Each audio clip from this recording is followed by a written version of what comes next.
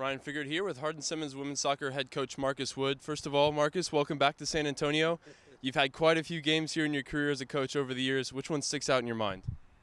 I believe Hardin-Simmons Trinity in the NCAA tournament has to be the most played game. I think this is the 15th time we played the NCAA tournament, and that's just because both programs are consistently great. They all stand out. They're all rough memory. The one that really stands out to me, and we played in a 40-mile-per-hour wind in Hardin-Simmons in 2005. And it was 2-2. Each team scored 2 with the wind, and then in double overtime, everyone was closely watching this coin flip. Like the coin flip was vital. Trinity won the coin flip and scored in the first overtime, 3-2. There's been a lot of epic games. We hope we can get back to that. It was not that at the beginning of the year, but we hope that we can play at that level tomorrow. Yeah, and talk a little bit about the start of the year. It was a little bit rougher than perhaps you expected in an adjustment period. How have you guys bounced back from that early defeat here against Trinity? Yeah, it was the roughest start we've had in a long time. It wasn't just the Trinity game. We were bad for a little while, but then we kind of figured things out. It was a slow process. We've played our best soccer in the last week, so we believe we can play our best soccer when it matters the most. And speaking of that, you've had a lot of consistency in your lineup this season, 7 players starting every single game. How has that helped your team as you've built throughout the season? Yeah, the seniors who we're going to visit with, the seniors are part of those 7. The seniors have been very consistent performers, not just this year, over a long period of time. And they had patience with us while we developed a lot of the younger players to be able to perform at this level. And it's been a team effort goal-scoring wise, 10 players with 4 or more goals. In the past, maybe you've had one big goal scorer. Kenny Kessler sticks out amongst those type of names. But this year it's been a team effort. Can you talk about that? It has to be. We don't have the one big goal scorer like Trinity has a couple of them. It's going to be a team effort. We really don't know where the goal is going to come from, but it could come from a lot of different people. Awesome. We're looking forward to seeing that tomorrow. Thank you so much, Coach. Thank you. Ryan Figured here with Hardin-Simmons seniors, Rachel Bean and Madeline Dowell. Rachel, first, you've been involved in a lot of battles with Trinity over the years, and the next chapter is set to face off again tomorrow. Now, what can you say about them as a program and what you expect tomorrow?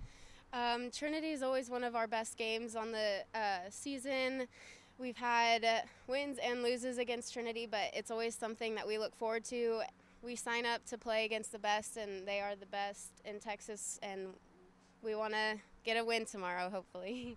And the two of you are really experienced, coming back for a 5th year this year. You've seen a lot of development in the program, and you've seen your role change over the course of your time as a part of the Cowgirls team. So talk a little bit about that development and how you've stepped into the leadership role. We're young.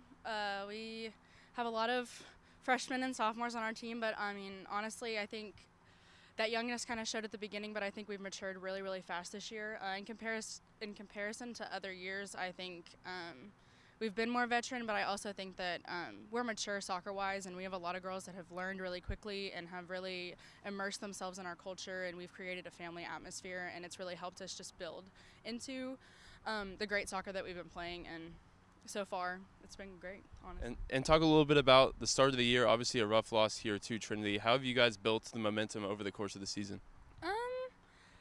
Our program really is framed around the family aspect and culture, and making sure that when we grow as a team and not just as individuals. And I think at the beginning, because we were so young, it was a lot of just pieces that we're trying to fit together in a puzzle, trying to figure out where people are supposed to be. And I think over the course of the year, we kind of figured out where those pieces needed to go and kind of worked through the kinks here and there. And I think we're way different than what we were, and we've worked really hard to get to where we are, honestly. And just to conclude, talk a little bit about the mentality of this team. What is the mindset coming into this weekend that, could be y'all's last game? The mentality this week has been great. I think coming off of last weekend and going to PKs, I don't know about the rest of the team, but I was calm during the PKs. I just knew that our team, we were going to show up.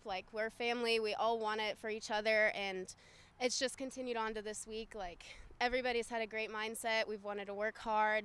Everybody wants to be here and to give our best tomorrow. So it's been a great week so far. Awesome. We're looking forward to seeing it tomorrow. Trinity facing off against Hardin-Simmons right after this. Ryan Figured here with Trinity senior Cameron Beal. Cameron, first of all, congratulations, SCAC champions. And you did it by beating a team that beat you earlier this season. How much more vindicating was that for the team? Definitely a lot. It felt really good. I think we had great energy. We were playing as a team. Every single player played a huge role in that win, and I just thought we had great energy on the field, off the field, and then obviously that's awesome coming into this weekend. It's leaving us in a really good place. Yeah, keep talking about that. The atmosphere around the team seems really jovial. Everyone's kind of having a good time out here at training behind us. Just say a little bit more about how the team's feeling going into postseason. Yeah, definitely super positive. Lots of great energy. I think people just like want to win, want to keep going. We want to like have this go for as long as we can. Everybody's super excited. Every single member knows like what a strong role they play on the team, and so I think we're all just like excited for the weekend and ready to hit the ground running. And you're playing against Hardin-Simmons, a familiar opponent. You beat them already once this season. Does that give you confidence, or is that a unique challenge to beat somebody twice? Definitely a unique challenge, but also a lot of confidence. I'm definitely expecting a battle. I mean, anything can happen any given day. The game can go any way, but we have a lot of confidence going into the game. We're, like I said earlier, ready to hit the ground running and ready for a battle, but also ready to be successful. Awesome. We're looking forward to seeing it tomorrow. Thank you. Ryan Figured here with Trinity head coach Dylan Harrison. And Coach Harrison, your team came out on top in the SCAC championship tournament once again, and this time you had to do it by beating a team who you lost to earlier in the season, Southwestern. So what adjustments did you guys make, and did that bring an extra energy to the postseason for your team? Yeah, no, definitely. We felt like that we were kind of hard done during the regular season against Southwestern. We knew that a lot of the same things that we did that first game were the right things, and it was just kind of a little, reaffirmation that we are doing a lot of the right things, and to finally just take our chances was really the difference. And you've got the awards coming out this weekend from the conference. Katie Ward named Offensive Player of the Year for the second straight season, and Bailey Meyer named Defensive Player of the Year for the first time. Talk about their contributions, both in terms of leadership and then what they put out on the field. Yeah, I mean, you hit it, right? Everybody has a role. Everybody has responsibilities on the field. The fact that they're able to get out there and do exactly what's asked of them every single game, every single week at training and everything, that's exactly what they bring. And, the reason they're able to bring that is because everybody else has different roles, different responsibilities.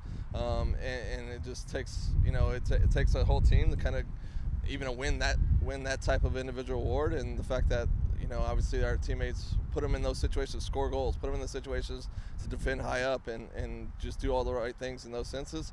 And then they're just going ahead and finishing it off with the goals and finishing it off with covering and doing all those types of things. So well deserved, but also understand it's a big team effort. And talk a little bit about the camaraderie around the team. This year on social media, we've seen the Tenacious Tiger, the big painting that comes out at every practice. So maybe for the fans that don't see that on social media or aren't as clued in, tell them about what goes on behind the scenes with this team and the team spirit. We learned that they like two things. They like competition and like being on social media. So why not pair the two, right? We want to just give some reaffirmation. I mean, just some credit where credit's due. Obviously you'll see the people scoring goals during the games and stuff like that, but that all takes place at training, right? And so to be able to kind of hold those types of competitions, you see some of the same faces over and over. That's not by coincidence. They're doing what's needed of them each and every day, and it's just our way of saying, hey, you're on the right track. Keep at it. Speaking of seeing the same faces over and over, it's Hardin-Simmons in the NCAA tournament here once again. You've already beat them this season and in the last edition of the NCAA tournament. So what unique challenges does that provide, playing a team that you're so familiar with now? Yeah, exactly that. I mean, there's no surprises. We're not getting a team that's coming across the country that we get to see for the first time or anything like that. There's not many things we're going to be able to pull out or try to do different. So it's really just, a head-to-head matchup, and having played them so early, we have to both believe that we're very different teams, even from that first matchup at the beginning of the year. And it's just in an NCAA tournament game, it's about taking your opportunities and limiting theirs. Awesome. We're looking forward to it tomorrow. Thank you so much, Coach. Thank you.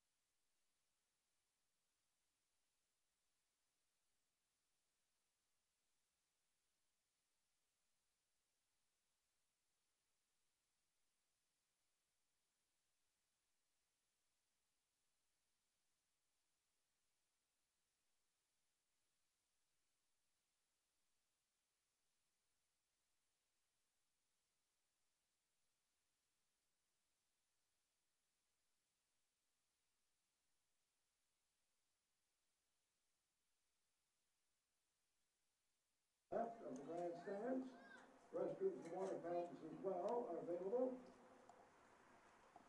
When fans take home a unique souvenir from today's championship, visit the NCAA merchandise stand located in front of Meadows Pavilion for great championship gear and memorabilia. We welcome you in here to Paul McGinley Field on the campus of Trinity University for the latest chapter of a storied Division III women's soccer rivalry between the Trinity Tigers and the Hardin-Simmons Cowgirls. The 15th matchup between these two in NCAA tournament history. It's been historically on the side of the Cowgirls. They've taken 9 out of the 15, including 2 penalty shootouts. Trinity, though, taking the most recent 5 in total against the Cowgirls in NCAA play. And the last 3 games overall, including a matchup back at the start of this season, 4-1 here at Paul McGinley Field. Starting 11, first for the Cowgirls and head coach Marcus Wood. Kendall Dowling, the sophomore out of Denton, Texas, is in goal. And a very experienced outfield 10 with Jenna Kirk, Madeline Dowell, Michaela Sabrasula, Caroline Poole, Mackenzie Moreno, Mercy Mummert, Aurora Arevalo, Kaylee Maddox, Julie Atlison, Rachel Bean, and Gabby Aviles, the first year out of Donna, Texas. The noise you hear coming from the Cowgirls as they break their huddle. Trinity taking one final huddle, as you see on your screen. The 11 out there right now is Lauren Bolish. The big decision from Coach Harrison is to stick with the senior goalkeeper who led the team through the SCAC tournament last weekend. The rest of the 11, largely the same of what we've seen this season. Katie Ward, Reese Wallace, Alex Walsh, Emma Everts, Cameron Beal, Cece Hendricks, Ashlyn Zingelman, Kira Stafford, Molly Sheridan, and SCAC Defensive Player of the Year, Bailey Meyer. Speaking briefly on Lauren Bolish, the senior goalie, making her 6th appearance, 4th start this season. It's been Joey Finley for the most part, 12 appearances for her, 11 starts, and Lauren Lewis has seen time as well in the Tiger goal, but it's experience that Coach Harrison has opted for here with the season on the line. NCAA round of 64 action. Tigers and Cowgirls underway. As the ball is rolling now with Zingelman on the left. Hendricks holding off the attentions of a couple of defenders, giving the ball away. The Cowgirls became their own worst enemy early on in the matchup at the start of this season, scoring an own goal in just the 2nd minute of play. Hendricks scored a penalty in that game to double the lead, and the Tigers eventually won it 4-1. They've won the last 3 matchups with Hardin-Simmons by a combined score of 9-2. They've had the better of the Cowgirls as of late, but history seems to go out the window when it's dancing time, when the postseason rolls around. Is this one looking for now back-to-back SCAC Offensive Player of the Year, Katie Ward. Beaten to it by Jenna Kirk, and the Cowgirls send it down the field. Zingelman looking for Sheridan, who went to ground, no call from the official.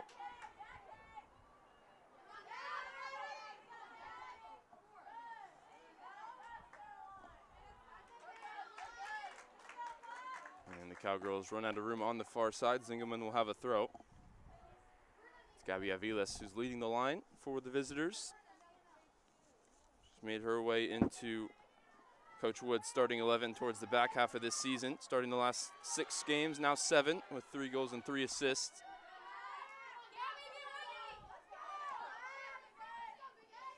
Keeping Emma Thompson out of the lineup, who started as the striker earlier this season here at Paul McGinley Field. Time on the ball here for Rachel Bean, ASC Defensive Player of the Year. Teammate gets into a spot of bother, and it's in behind looking for Ward. That one overhit. Gathered by Kendall Dowling.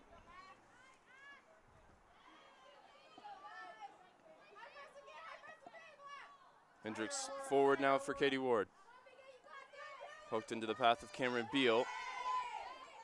She runs into Maddox. And here's Arevalo, one of the three captains for the Cowgirls.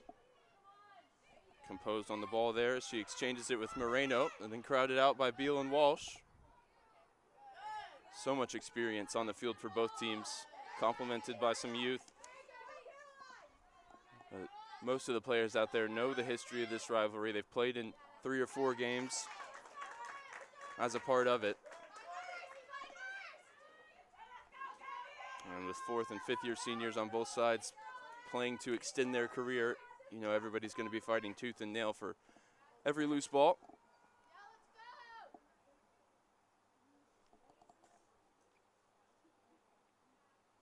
Rachel being one of those 5th year seniors out of Frisco, Texas.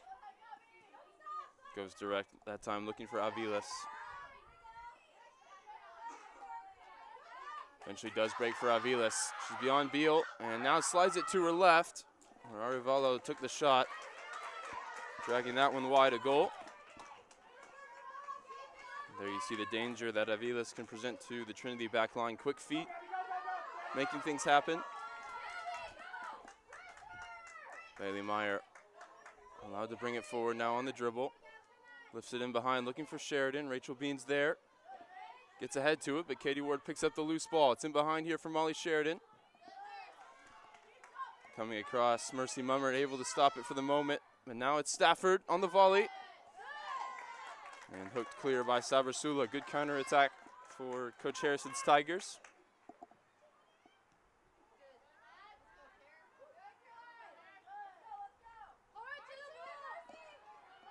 Stafford cuts back here on the Trinity left. Defender on her back. And Mummert wins out that time. Goal kick for the Cowgirls.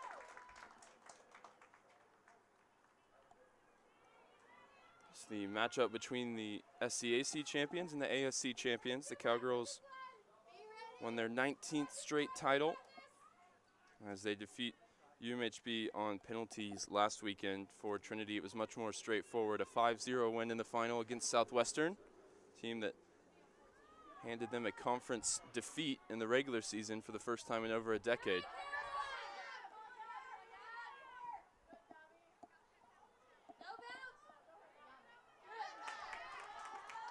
Moreno heads that one clear.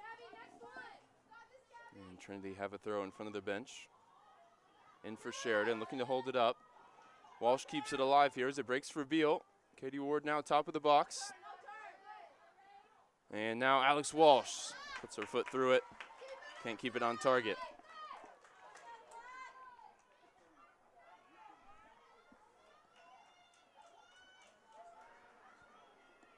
Back and forth opening 5 minutes. Trinity with the most recent effort towards goal.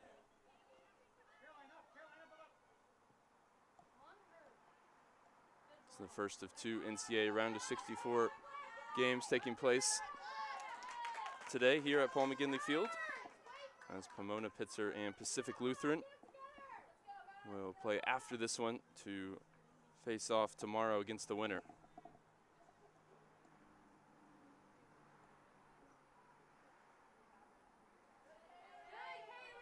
There's no at-large teams here in the West Regional. It's all conference winners from the West Coast and the South.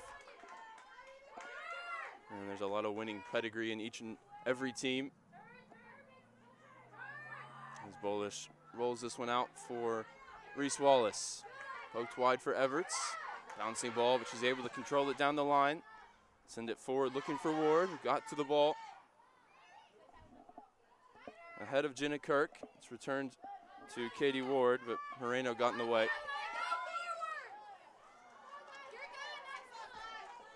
Loose pass for Caroline Poole.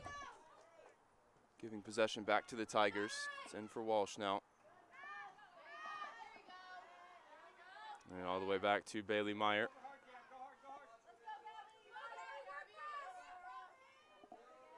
Named SCAC Defensive Player of the Year just yesterday. An award that it's been a long time coming. She seemed like the heir apparent to Kristen Canepa, who graduated a couple of years ago. Missed 3 games this year with an injury, still able to make enough of an impression to receive the votes for that award. Wallace pass off the mark. She'll track down the loose ball now. And she's been reinforced this season by Ashlyn Zingelman, who's transferred from the University of North Texas back to her hometown of San Antonio. Part of the back three with Reese Wallace, the final member, named second team All-Conference.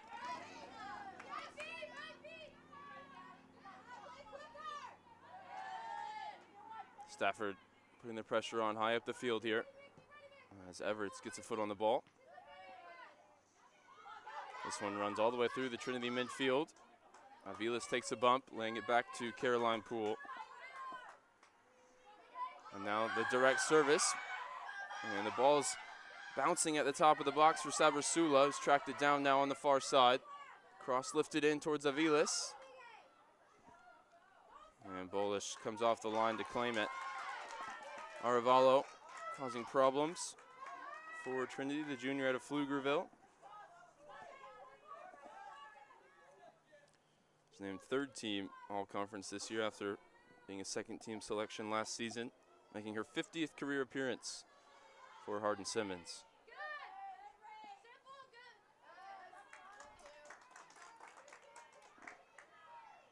That clearance out off of Kira Stafford.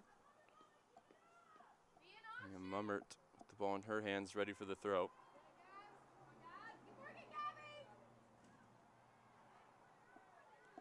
Juggled forward now towards Sheridan. For the second straight year, was a first team All-Conference selection. This one swung in towards Katie Ward. Laid back for Alex Walsh, another member of that first team. 7 assists in back-to-back seasons for the senior out of Tulsa.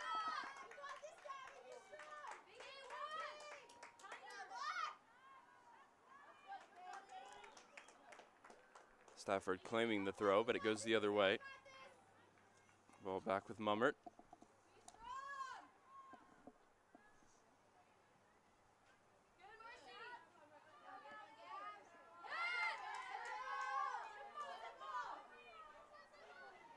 Everts puts the pressure on and gets a foot on the ball, breaking it up. Intended for Moreno.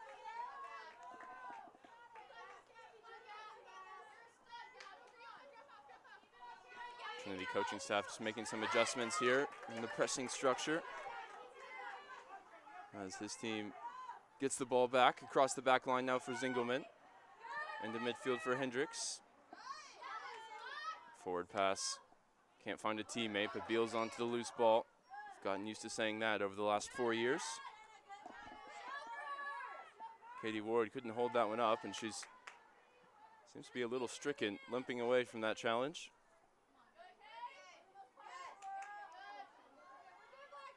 Sheridan looking for Ward, who's now back moving freely. Back on the ball. Lays it wide for Wallace, who'll measure the cross in. 3 Trinity players closest to it. And as Ward slips, playing it wide for Stafford. Volleyed across, but she got underneath it. And it's all the way through.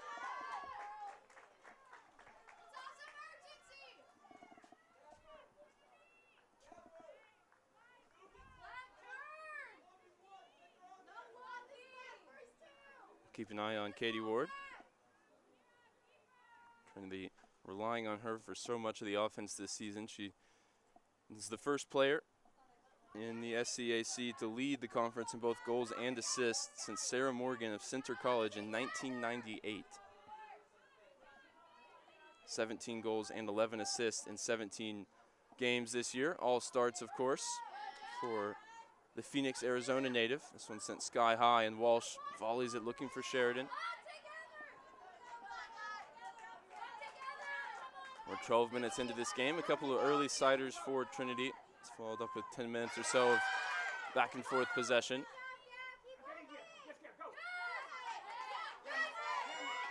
Tussle here right at the halfway line as Wallace is forced to just poke it out of play.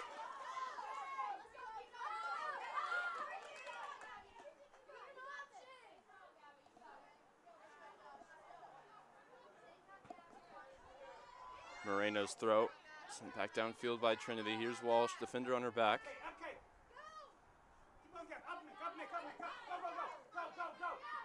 And now Wallace forward once again for Walsh. This time Dowell does get a foot on it. Here is Madeline Dowell, midfielder of the year in the ASC. Brought forward now by Moreno. Poked inside. The ball forward from Aravalo's overhit. Goes all the way through for a Trinity goal kick.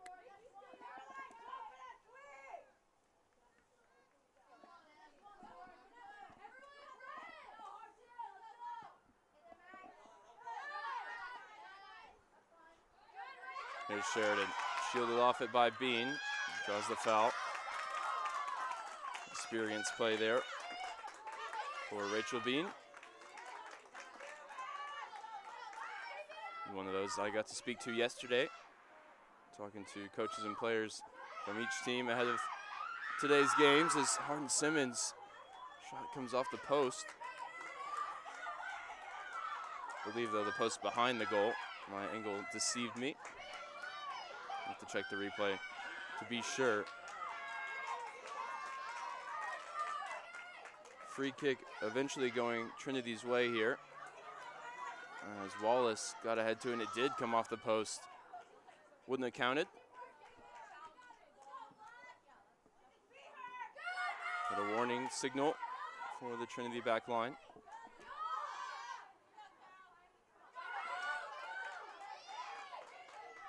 Here's Aravalo, seen a lot of the ball in the early goings. Everts retrieves it, sends it down the line for Trinity. Aviles can't connect with a teammate. And the first change for either side is going to come from Hardin-Simmons. Emma Thompson set to check in. And she'll be able to do so now as Aviles comes to the side. Emma Thompson was a transfer from Arkansas Little Rock. She's got 8 goals and 3 assists this season, but she's gone 5 without scoring. Looking to find the early season form.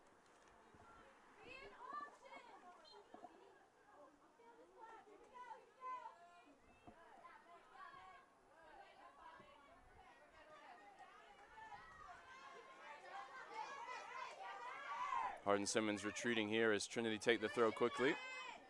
Sheridan looking to help it on towards Katie Ward, being again able to stand up strong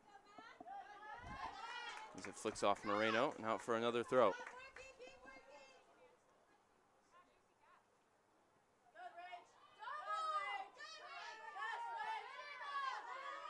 Thompson chasing Wallace here. Everts comes across to help. Everts on the dribble, tried to take on one too many, and the Cowgirls clear their lines. Possession recovered by Ashlyn Zingelman, laid wide now for Stafford.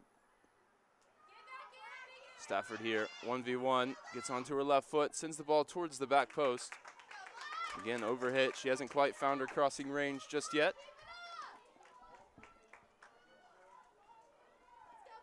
6 assists on the season for Kira Stafford. And she's getting opportunities to put the service into the box. We expect that'll start to pay dividends sooner rather than later, based on what we've seen this season.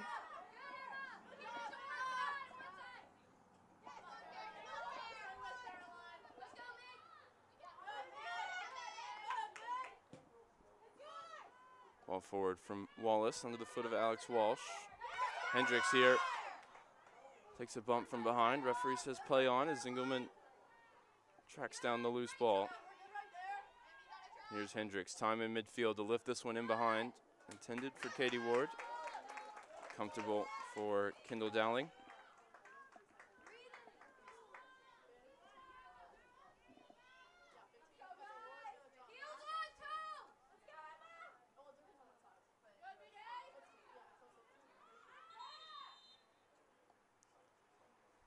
Beal got ahead on the ball there. Aravalo was late to it.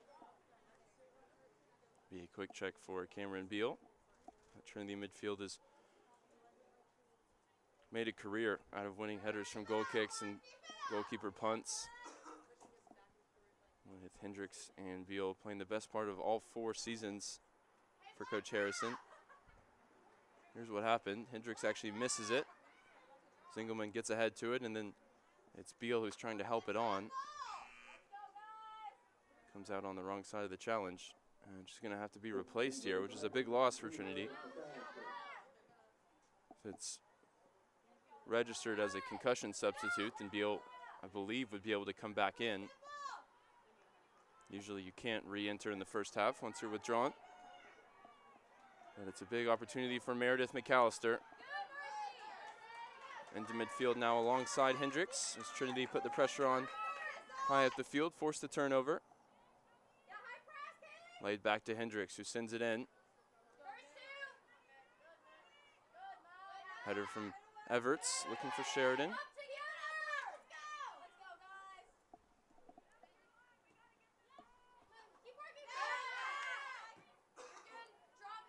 Wallace forward for Katie Ward, who settles it with the first touch, and now a drop of the shoulder. She's able to turn, pick out Molly Sheridan. Looking to combine with Everts, who's been all over the field here. Walsh fires a shot off her left foot, wide of goal. Been a really good work rate for Emma Everts on the Trinity right. Back helping defensively, combining in midfield and providing the width. And Beal, I believe, will be able to come back in now.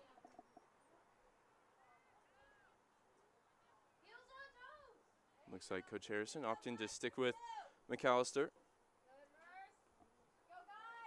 Hendricks is up to win it.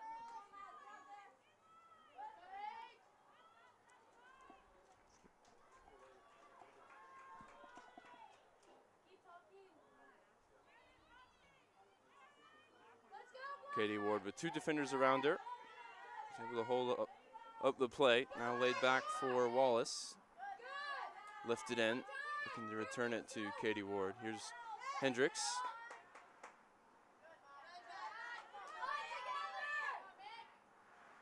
Wallace looking for Alex Walsh. Wasn't on the same page that time.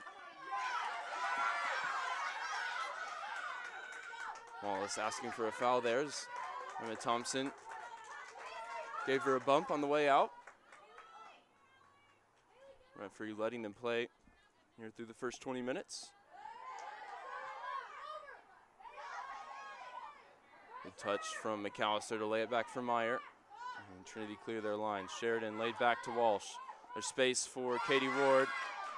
That space immediately closed down by Madeline Dowell.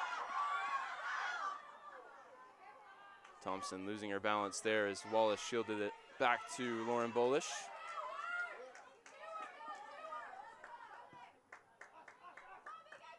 Ball forward looking for Walsh. As Beal is now set to check back in.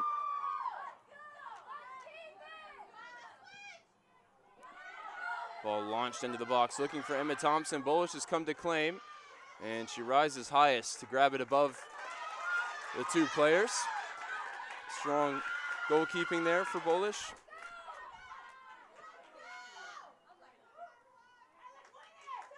Seen one header, cannon off her left post. Wouldn't have counted, but perhaps factoring into her decision to come and grab that one.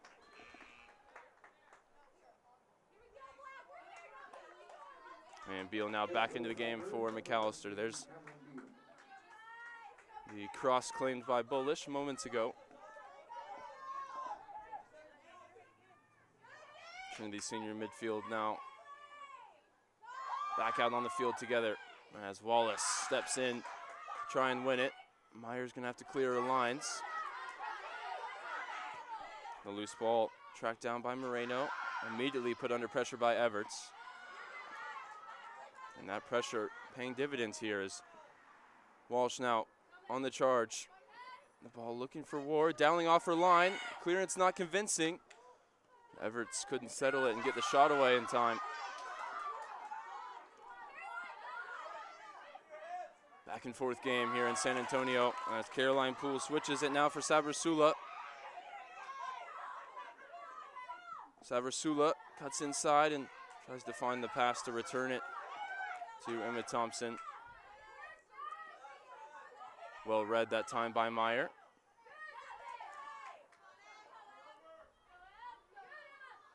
Another intervention by Bailey Meyer. Sends it down the field for Walsh.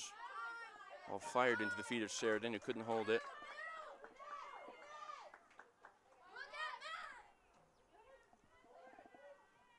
Kendall Dowling will feel lucky after that missed hit clearance just a minute or so ago. Didn't result in anything catastrophic like we saw for the Cowgirls in the opening minutes of their game earlier this season here against Trinity.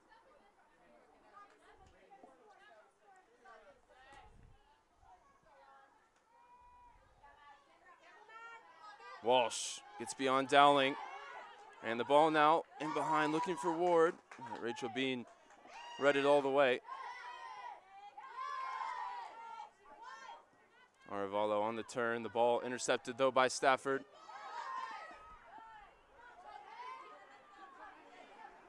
Mummer was able to snuff out the threat. And the ball forward for Thompson. Has it taken away by Bailey Meyer. Still wears the wrap on the left arm. That was the injury she suffered. It caused her to miss 3 games this season.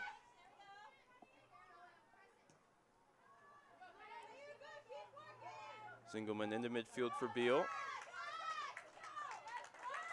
Both teams, a few uncharacteristic mistakes, maybe the nerves or the pressure of the NCAA tournament playing in their minds. It'll be the team that can start to connect passes more fluidly. That may take a halftime lead here in the final 22 minutes of the first 45. This one's laid in behind for Sheridan. Great weight on the pass. Dowling's come for it. As it just about made it over the line. Ahead of Trinity's junior striker.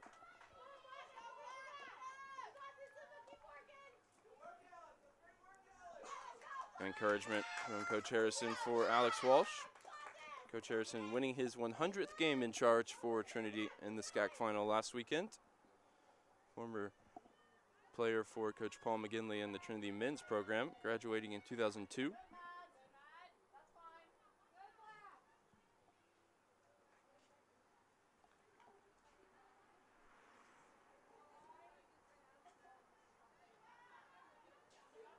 Here's Walsh on the turn.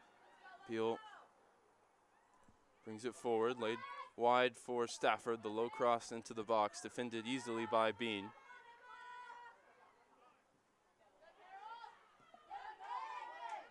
Trinity pinning Hardin-Simmons back right now. They finally stepped their line up a few yards. And it was 10 back defending for a moment there for the Cowgirls.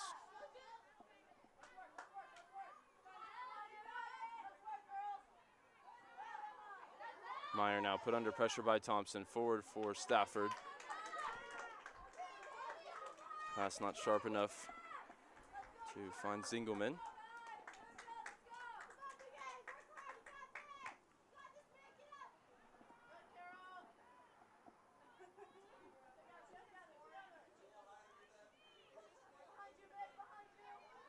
Time on the ball here for Bailey Meyer. Now goes direct. Katie Ward can't keep it. Arevalo is onto it in the Hardin-Simmons midfield. Forward for Thompson. Her pass just about reaches Caroline Poole. It's wide now for Sabersula. Step over, drop of the shoulder. And she couldn't shake Emma Everts, who eventually forced the turnover.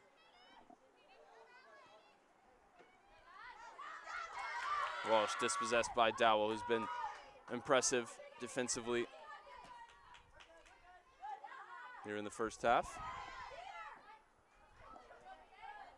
Everts again gets a foot on the ball just to disrupt possession, but Thompson's kept it for the Cowgirls.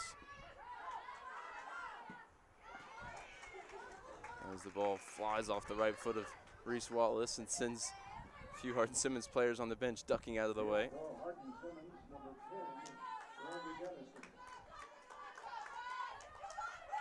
Randy Dennison is into the game now to replace Kaylee Maddox, senior from Abilene, Texas.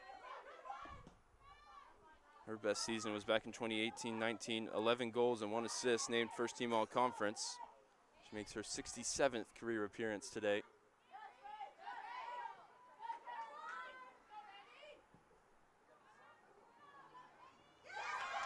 That one looking for Katie Ward, well read by Jenna Kirk.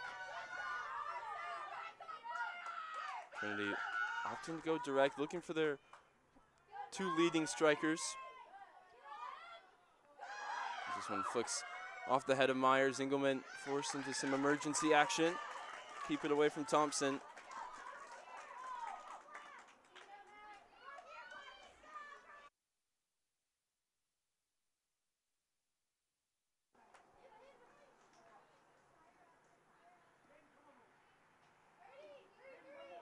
And Hardin-Simmons catch their breath here ahead of this throw-in. It's helped on by Thompson, and a good call from Bolish as it makes it all the way back to her feet.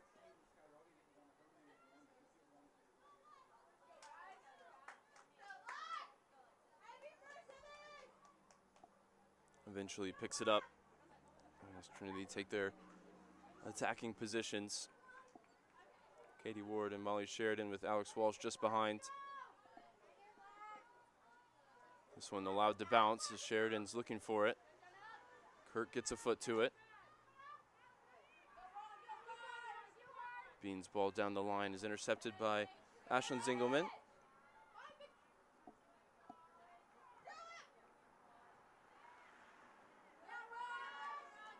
Some more good work there for Zingelman. Takes it away off the pass from Dowell.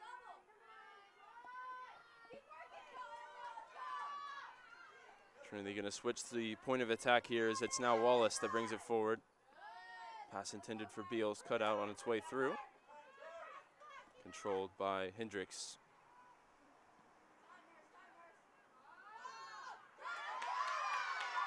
Strong turn there from Poole.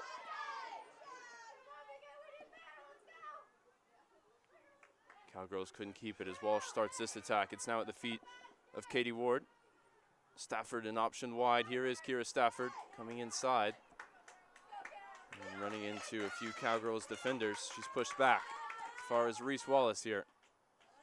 Lays it into the feet of Sheridan. And drop of the shoulder here for Walsh. Now Katie Ward, edge of the penalty area, turns and fires the left-footed shot.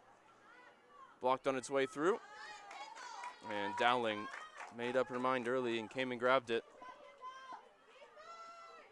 Coach Harrison now 30 minutes gone. Gonna make his first changes, at least that he would like to make. Of course, Cameron Beal had to take a brief rest for concussion protocol. Back on the field here, and she's tripped up. Last touch off Emma Thompson. As Isabel Mikulski and Cassie Bowers are in for Trinity. And Coach Wood responds with two changes of his own. That'll happen at the next opportunity. Actually, all the changes will happen at the next opportunity as the change call from throw-in to free kick means the subs will wait.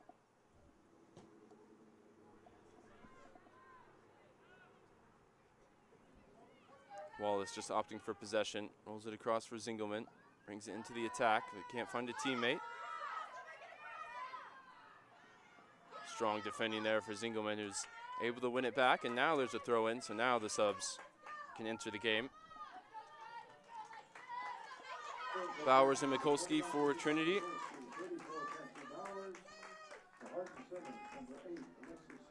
Alexis Ciano and Skylar DeVore in for the Cowgirls. As Thompson and Arevalo are withdrawn. Mikulski takes her place on the right side for Trinity in place of Emma Everts. And Bowers is in place of Alex Walsh behind the strikers. Sheridan keeps this one alive, helps it into the penalty area.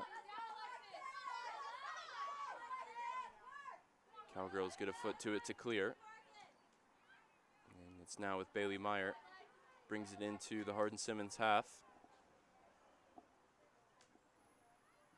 First involvement for Cassie Bowers. Can't keep it after a heavy first touch.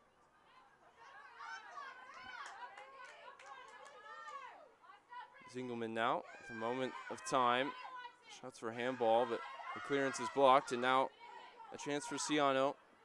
Running at Bailey Meyer. It's inside now for Dennison.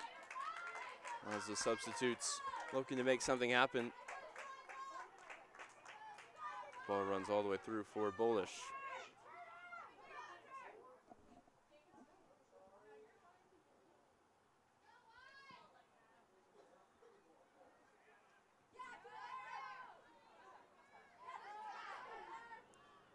DeVore able to win the header that time against Beal.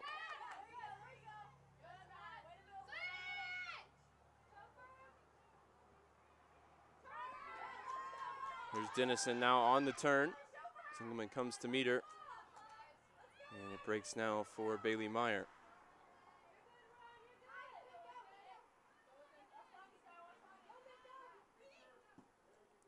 Wallace gets her head up and goes long. Looking for Sheridan. Mikulski's got a foot on the second ball.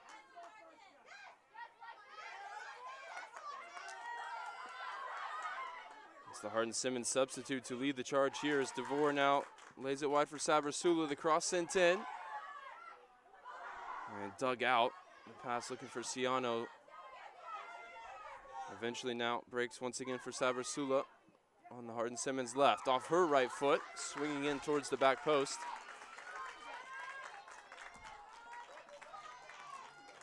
Goes behind for a goal kick, and Hayden Aber will replace her.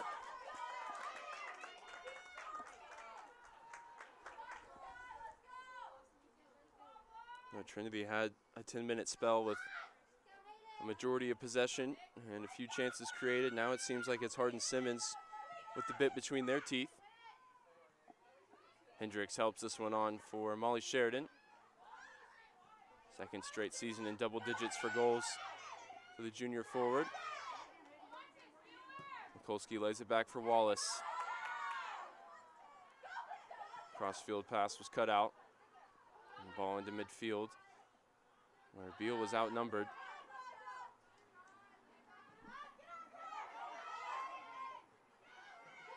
Wallace gets ahead to it, but now Randy Dennison. Randy Dennison finds a teammate. Couldn't do anything with it.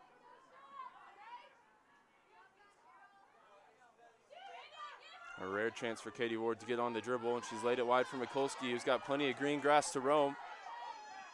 Isabel Mikulski with 2 targets now in the penalty area. She'll swing it in, finds the feet of Molly Sheridan. She's chased away from goal, now able to turn.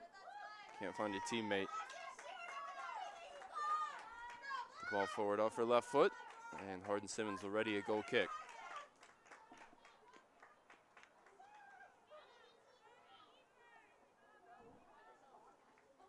It's been a very different game than what we saw between these two at the start of the season, and both coaches alluded to that when I spoke with them yesterday. Two teams have grown and evolved over the course of about 15 games on each side. And for Hardin-Simmons, that meant limiting the self-inflicted errors, the own goal and the penalty that cost them in the first half.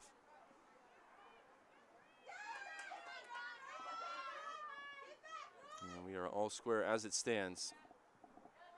Michaela Bosco set to check in. She'll look to change that in the final 9 minutes of the first half.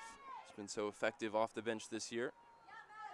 Part of the all-SCAC freshman team. This one's helped on now, and it breaks for Katie Ward. Katie Ward one-on-one with the keeper, and she doesn't miss, but it won't count. As the flag goes up, the celebrations are muted. Instead, they're replaced with groans towards the officials. We'll have to see, consulting the replay, whether that was the correct decision. And here we go. And based on that replay, it does look like it, although the player that comes into your shot late, Mackenzie Moreno, may well have kept her onside. We'll never know, unfortunately. Hardin-Simmons struck the post with a shot that was disallowed, and now Trinity find the back of the net with the goal ruled out for offside. Warning signs both ways. First real chance for Katie Ward to find space in the attack, and we see what she can do with that. We've seen it over the past few seasons, back-to-back Offensive Player of the Year for the conference.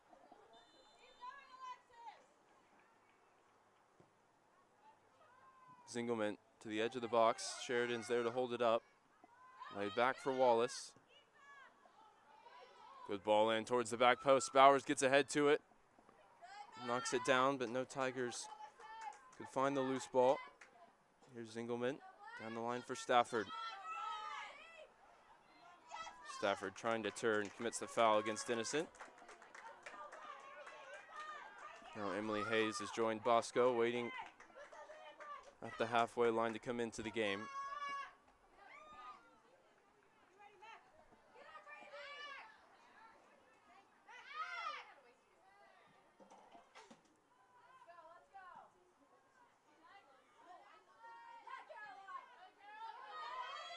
Poole swings the left foot at it. It's down the left of Hardin-Simmons now. Hayden Aber beaten to it by Mikulski. Bowers able to turn. Sheridan, good first time layoff for Beal as Trinity work it down the right. Mikulski fires it across. And Kirk able to get in the way. And Trinity win a throw, so the subs now come into the game. It's Emily Hayes and Michaela Bosco.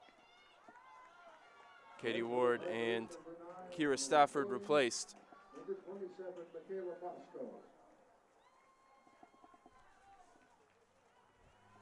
Katie Ward, who thought she had the goal to break the deadlock just a few minutes ago.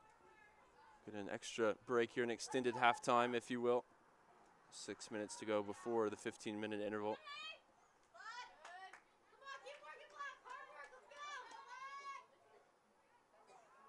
Referee reverses his decision here, giving the throw back to Hardin-Simmons.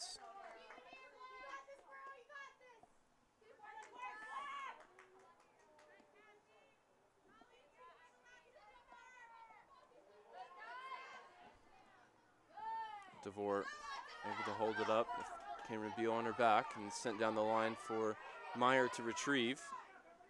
Put under pressure by Ciano, gets in the way. And Zingelman's there, composed, find the ball forward. And now Trinity build, there's space to run on the counter for Emily Hayes on the Tigers' left. First involvement now from Michaela Bosco. Gets to the inline, fires the ball across on her left. And loses her footing. And the cross goes over the bar. Two more changes for Trinity as Maya Azami and Meredith McAllister come into the game. On the other side, Caroline Burrow is in for Alexis Ciano. Coach Wood just rotating the strikers. This is the fourth different player to lead the line. It's actually Dennison who will do so. As Burrow heads to the right, the first year out of Keller, Texas. Hayes wins the header from the goal kick. A young Trinity lineup out there right now for the final 5 minutes of the half. As two first-year forwards lead the line with Azami and Bosco. This one laid back for Bailey Meyer. Zingelman measures this one forward for Cassie Bowers. Second team all-conference selection this year. With interception in midfield for DeVore. And the numbers are even running the other way. Wallace just makes sure it ends up in the arms of Lauren Bolish.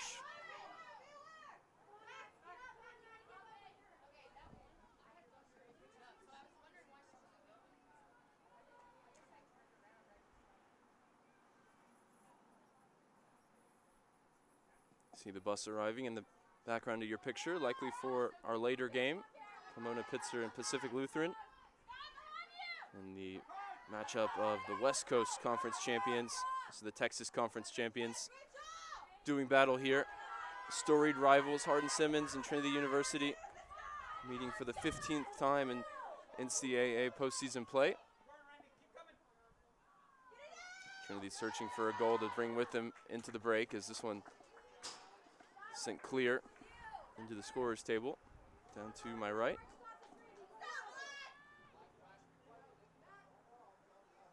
Wallace ordered to step back here as Hardin-Simmons won't be allowed to sub on the Trinity throw.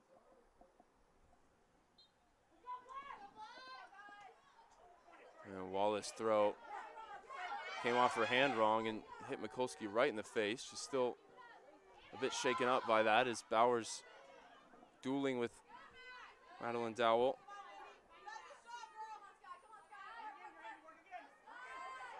Referee plays advantage here as it breaks for McAllister.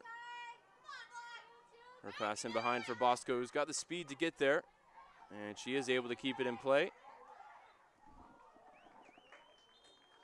Only for a moment as it eventually goes over the line for a goal kick, and the Hardin-Simmons substitute Addison Ramirez can come into the game. And for the Cowgirls, number 13, Addison Ramirez.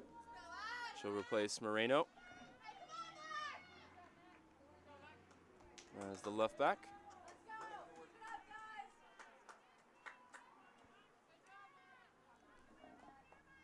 Mummert will take the goal kick here for the Cowgirls.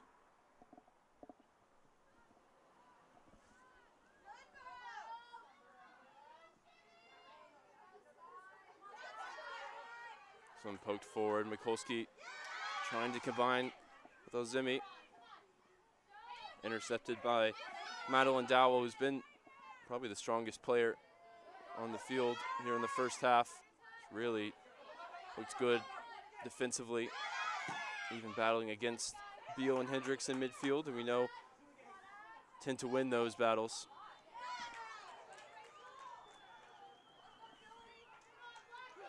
Not much in it statistically here with a minute to go in the first half. 4 shots for Trinity, none on target as of yet. 3 shots for the Cowgirls, 1 saved by Lauren Bolish. A disallowed goal for Katie Ward, which looked to be offside, although the replay itself was inconclusive. Bosco's hunting here, trying to find a goal before the break. 45 seconds on the clock, and Trinity will have a throw deep in Hardin-Simmons territory.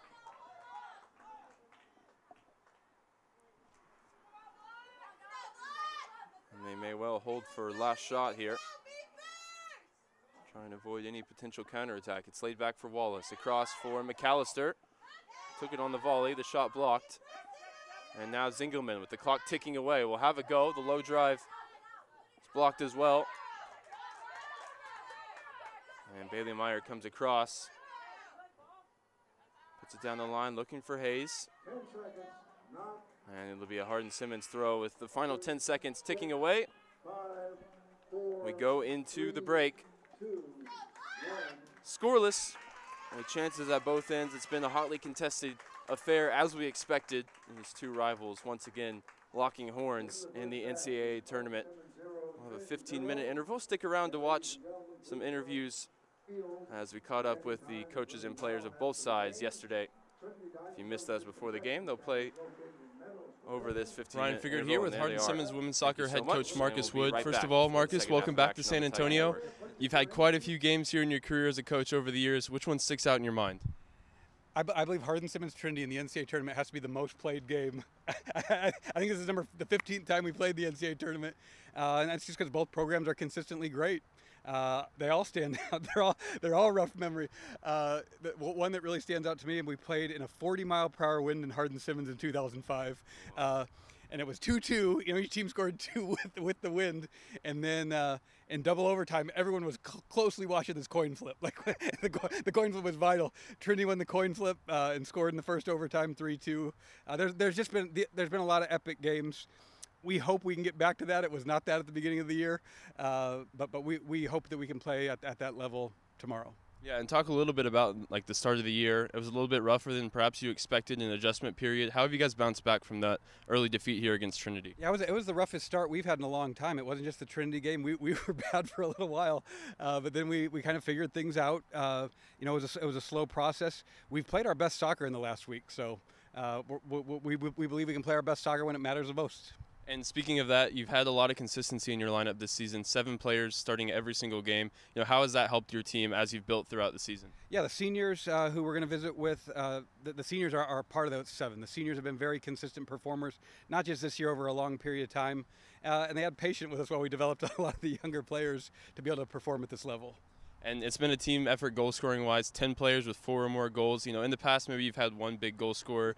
Kenny Kessler sticks out amongst those type of names. But this year it's been a team effort. Can you talk about that? It has to be. We don't have the one big goal scorer like Trinity has a couple of them. It's going to be a team effort. We really don't know where the goal is going to come from, but it could come from a lot of different people. Awesome. We're looking forward to seeing that tomorrow. Thank you so much, Coach. Thank you. Ryan Figured here with Hardin-Simmons seniors, Rachel Bean and Madeline Dowell. Rachel, first, you've been involved in a lot of battles with Trinity over the years, and the next chapter is set to face off again tomorrow. Now, what can you say about them as a program and what you expect tomorrow? Trinity is always one of our best games on the season. We've had wins and loses against Trinity, but it's always something that we look forward to.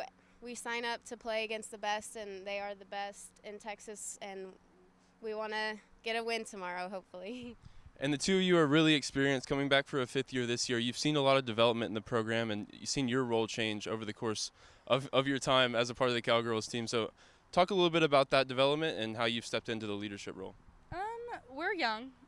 We have a lot of freshmen and sophomores on our team, but honestly, I think that youngness kind of showed at the beginning, but I think we've matured really, really fast this year. In comparison to other years, I think we've been more veteran, but I also think that we're mature soccer-wise, and we have a lot of girls that have learned really quickly and have really immersed themselves in our culture, and we've created a family atmosphere, and it's really helped us just build into the great soccer that we've been playing, and so far it's been great, honestly. And talk a little bit about the start of the year, obviously a rough loss here to Trinity. How have you guys built the momentum over the course of the season?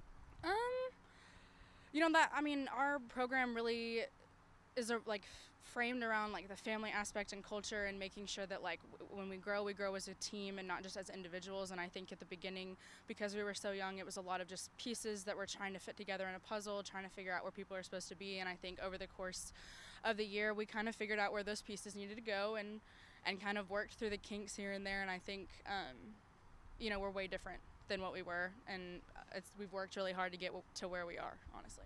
And just to conclude, talk a little bit about the mentality of this team. What is the mindset coming into this weekend that, could be y'all's last game? The mentality this week has been great. I think coming off of last weekend and going to PKs, I don't know about the rest of the team, but I was calm during the PKs. I just knew that our team, we were going to show up. We're family. We all want it for each other, and it's just continued on to this week. Everybody's had a great mindset. We've wanted to work hard. Everybody wants to be here and to give our best tomorrow. So it's been a great week so far. Awesome. We're looking forward to seeing it tomorrow. Trinity facing off against Hardin-Simmons right after this. Ryan Figured here with Trinity senior Cameron Beal. Cameron, first of all, congratulations, SCAC champions. And you did it by beating a team that beat you earlier this season. How much more vindicating was that for the team?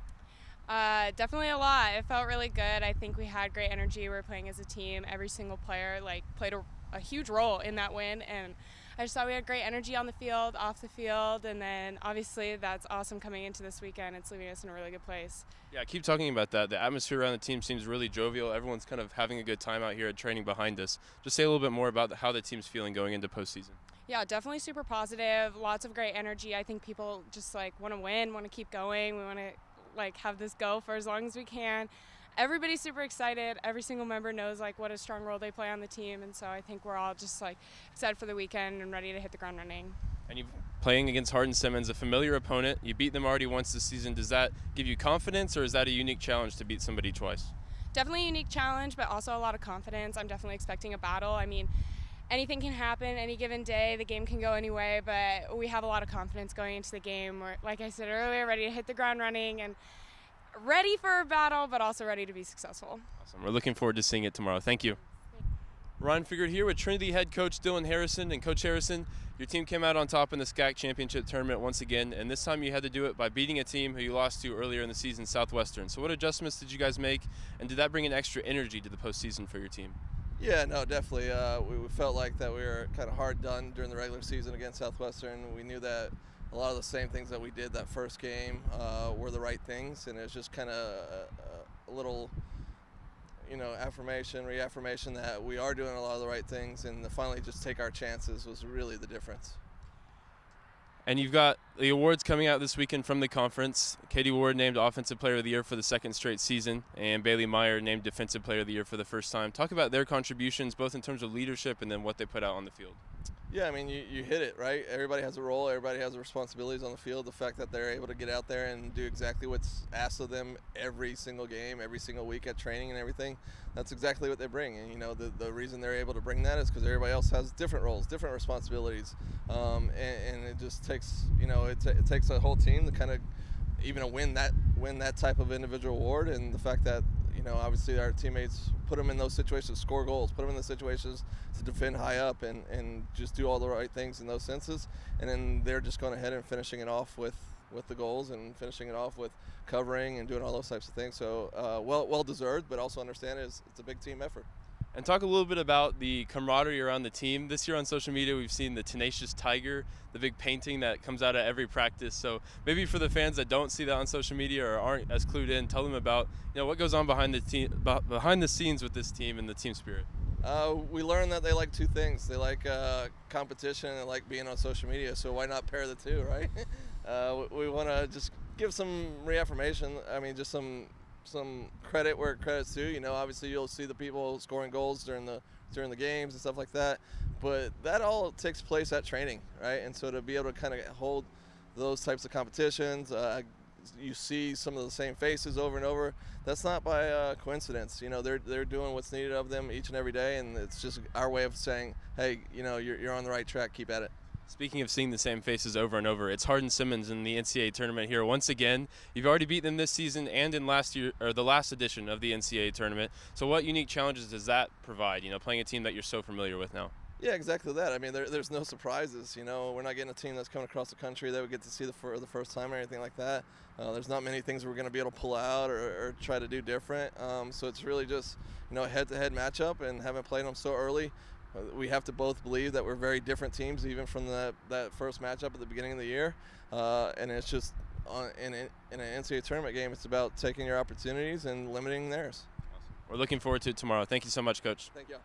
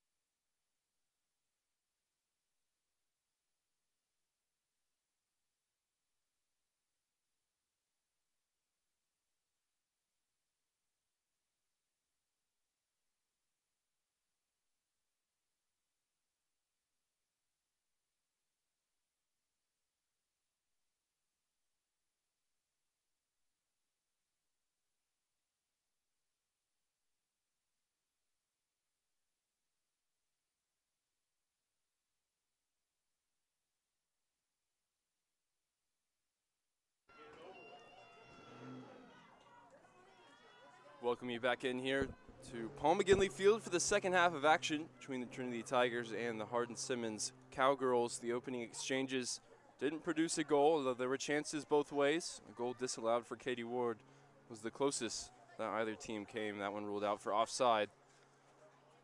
The Cowgirls taking the field, and now the Tigers break their huddle to join them. 45 minutes to decide a winner, decide who will play tomorrow against the winner of Pomona Pitzer and Pacific Lutheran. In postseason play, it's always win or go home. Trinity back at home in NCAA action for the first time since 2016. That was an Elite Eight game. They dropped to Washington, Missouri. They've got the home field advantage against the team that they've so frequently met in the tournament. Those games usually played in Abilene on the Hardin-Simmons campus. Can they make that home field advantage count against the Cowgirls here in the second half? It's Alex Walsh on the ball now. Across the center circle and wide for Everts, who had a really strong shift, I thought, in her minutes in the first half. Here's Katie Ward, able to turn past her defender. Another defender at her hip. Katie Ward takes the shot, gets plenty of power behind it. Couldn't keep it under the bar. Good sign, though, for Tiger fans, as Ward didn't see much of it in the first half. The one chance she got, she put into the back of the net, ruled out for offside. As the Cowgirls go short here from the goal kick. Mummert rolls it out for Moreno. It's sent down the line where Wallace sprints to track it down. Trinity continuing to bypass that midfield. Madeline Dowell's been an imperious presence there. Not too interested in trying to play through, more often trying to play to the strikers directly.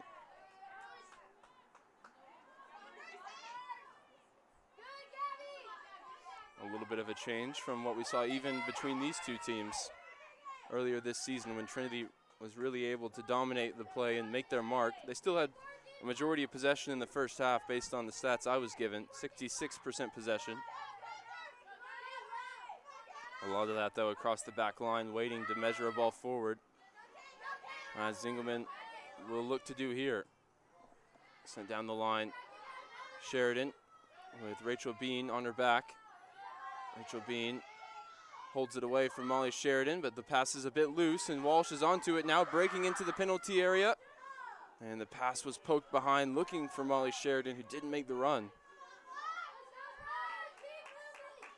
And the Tigers can't make it count from a rare mistake of the Hardin-Simmons captain, Rachel Bean.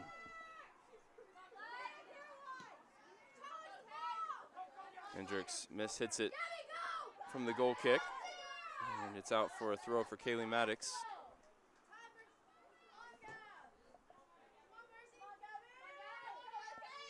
Mummert's forward ball is controlled by Meyer. Zingelman's caught in possession here. Maddox able to once again block the clearance, and now Zingelman eventually going to ground is able to poke it forward.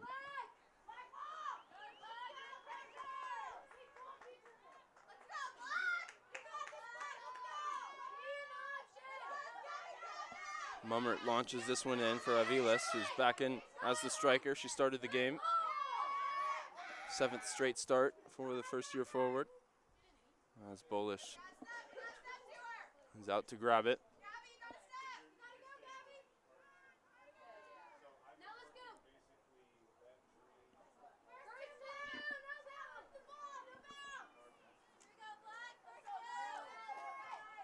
Couple bounces of the ball and a drop kick for Lauren Bolish. Plenty of distance on it. Hardin-Simmons wins the first ball, but Trinity regained possession, and now it's with Katie Ward.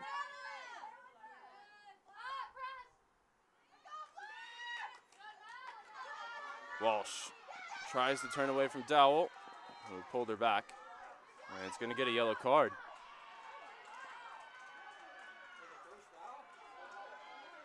Surprising for the referee is he's given the yellow card for the shirt tug against the ASC Midfielder of the Year.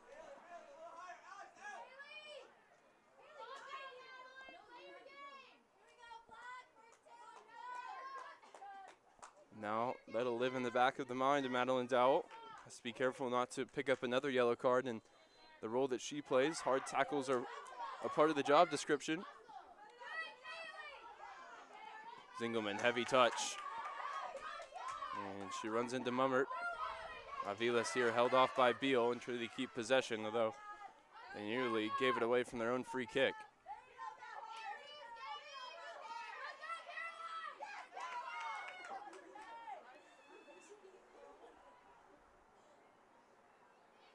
Ball into midfield for Hendricks, who lays it back for Reese Wallace.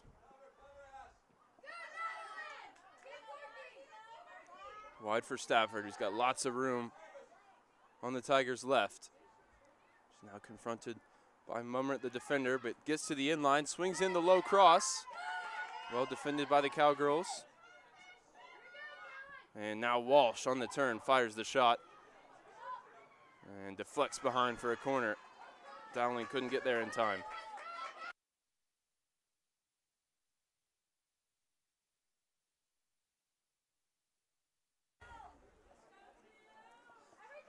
Stafford across the take, 6 assists on the season. Few of those from corner kicks, free kicks. One of the best crossers in the team for Coach Harrison. This one looks like something off the training ground as Beal lays it back for Katie Ward. Ball across now for Wallace as Trinity were never quite able to settle it for a shot. And the Cowgirls were able to clear their lines.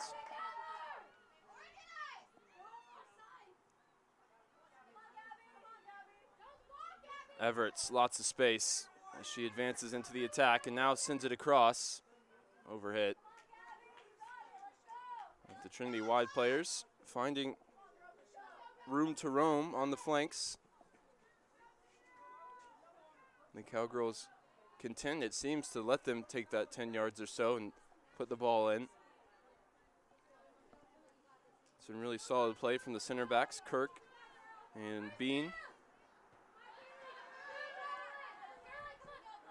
But Trinity's two strikers combining this season for 29 goals always pose a threat. Here's Sheridan looking to combine with Ward. Ward takes the strike, and Trinity have the lead in spectacular fashion. Katie Ward finally afforded some space from 20 yards out and found the space in the top corner. Denied in the first half, she puts Trinity in front here 7 minutes into the second. What a strike this is for Katie Ward. Right in the top corner. Nothing Dowling could do about it. And she was at full stretch.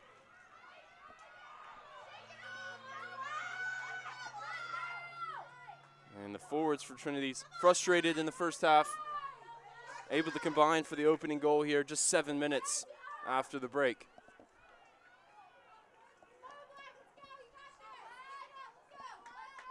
Here's a great look from inside the goal. Dowling everything she could to try and get a fingertip to it. And now Katie Ward's looking to add to it. This time Bean wins the battle, poking it clear. Last touch off Trinity.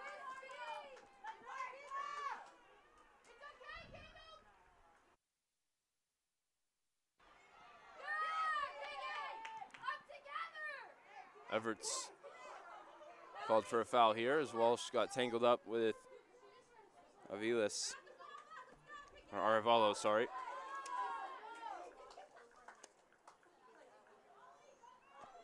Since Trinity put 4 goals on Hardin-Simmons in the opening weekend, they'd only conceded 3 goals.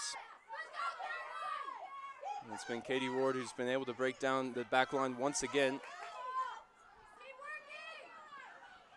And now there's a foot race breaking into the Hardin-Simmons half. Rachel Bean's going to get there first. She lays it back for Dowling. The space already starting to open up now that Trinity have this lead and Hardin-Simmons are forced to go and try and find an equalizing goal.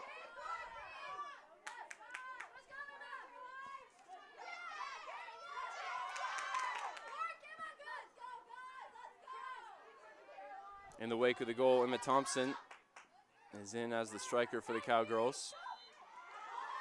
They've used 4 different players as the nominal striker in this game already, and there hasn't been one go-to goal scorer. I talked to Coach Wood about that in the interview you saw at halftime.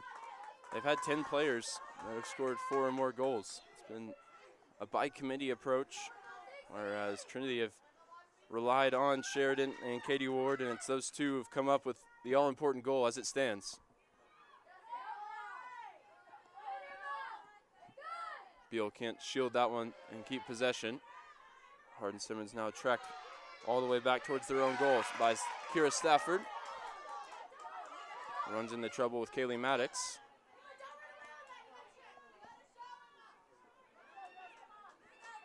It's back now with Bailey Meyer. Wide for Everts. Now closed down just a step quicker than before the goal. Here's Hendricks. Got her name on the score sheet against Hardin-Simmons twice from the penalty spot in her career.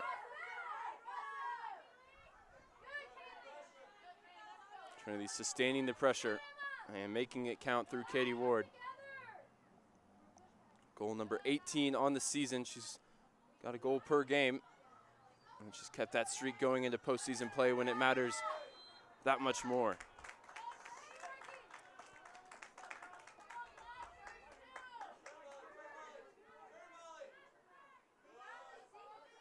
Katie Ward twice elected first team All-Region.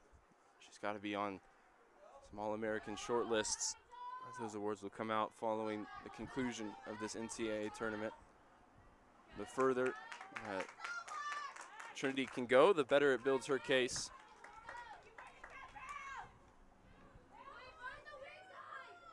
The numbers speak for themselves. 18 goals and 11 assists in 18 games. Still 34 minutes to go in game number 18 for Katie.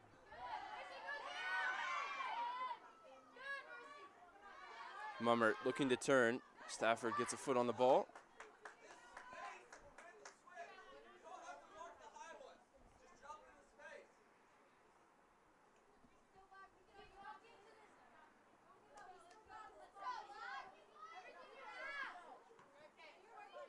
Mummert's throw intercepted by Stafford. Tries to weight this one in behind for Sheridan. Sheridan able to force Bean to just put it out of play.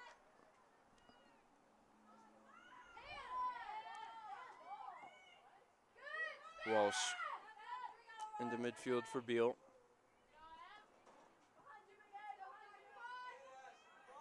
Meyer forward for Reese Wallace.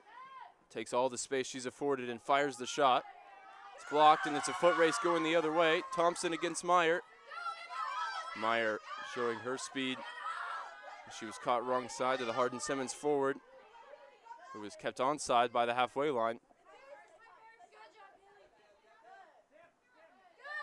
A warning for Trinity not to get too carried away. Now with the lead, putting the pressure on high up the field.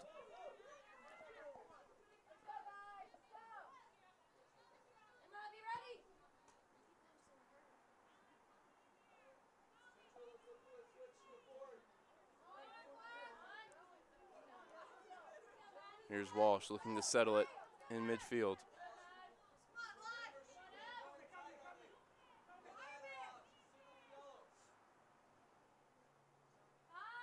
Wide for Everts. Trinity stringing passes together. They weren't able to do so in the first half for large stretches. They do run out of room on this occasion as well. Cowgirls can't do anything with it as Myers tracked it down. Cleared it into touch in front of the ever-growing Trinity fans. A lot of action for Tiger fans this weekend with Trinity men's soccer facing off against Pacific Lutheran in their first round matchup later today. That one 3 o'clock Texas time. Volleyball as well involved in their regional this weekend, already taking the first round win yesterday. And Trinity football wrapping up their regular season schedule later today.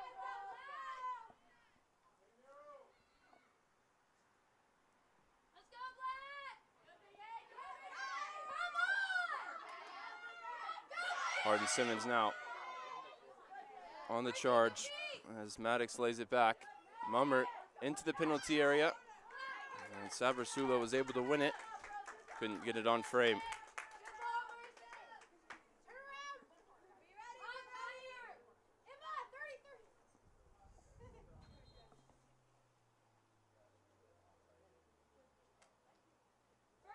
The goal kick for Lauren Bolish.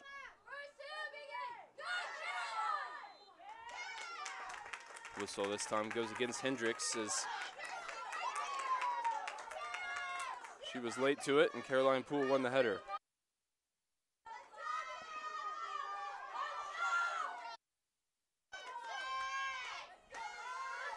Chance for Hardin-Simmons to get players forward as they do launch it in now, and way too close to Bolish from Mercy Mummert. And now Bolish will look to get the numbers going the other way. Walsh gets a foot on it, wide for Stafford. Alex Walsh once again coming across to help. It's in behind with two Trinity runners chasing.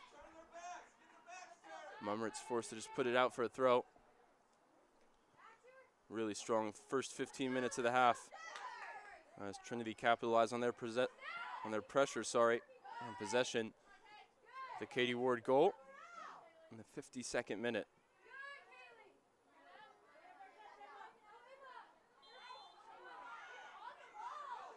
Be called for a foul here against Kira Stafford. Sorry, Thompson. He's whistled for it.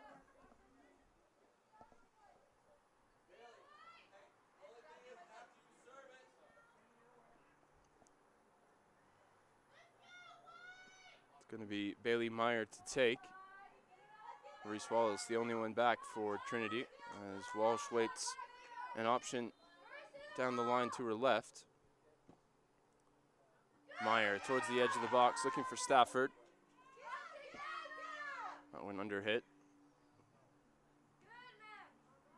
Zingelman is first onto it. Here is Zingelman now coming into midfield. Lifts this one forward, looking for Katie Ward. All the way through for Kendall Dowling.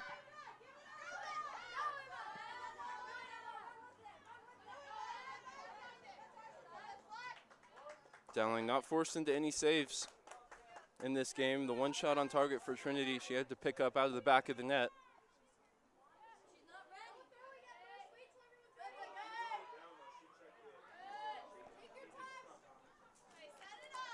Contested throw-in decision there goes the way of Hardin-Simmons. Mummert get another chance at it here.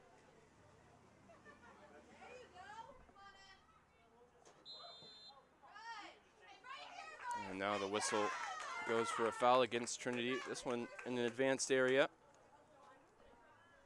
Be a good chance to swing the ball in. Center backs are forward. As Jenna Kirk and Rachel Bean themselves will look for a goal here. Coach Wood going to make 3 changes. At the next opportunity, will they come in still behind, or can the Cowgirls equalize? This one's right on top of Bolish. It rises highest to claim it.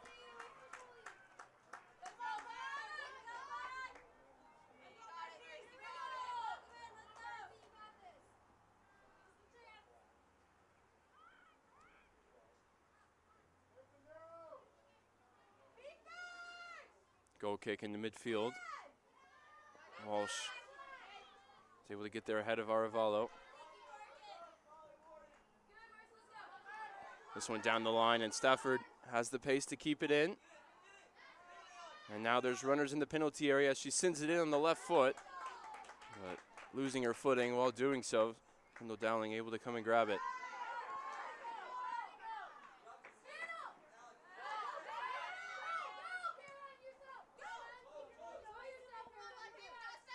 Going the other way, it's all the way through for Bolish.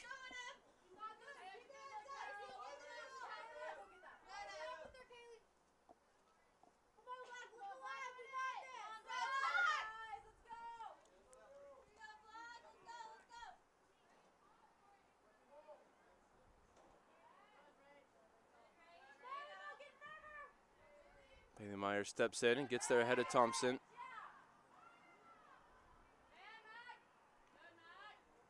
Katie Wood putting the pressure that time on Moreno. Goes back for Dowling. Forward ball is off the mark.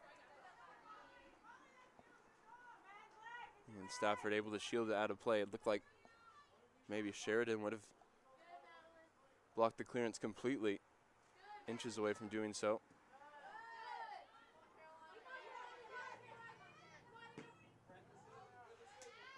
Zingelman direct, looking for Sheridan.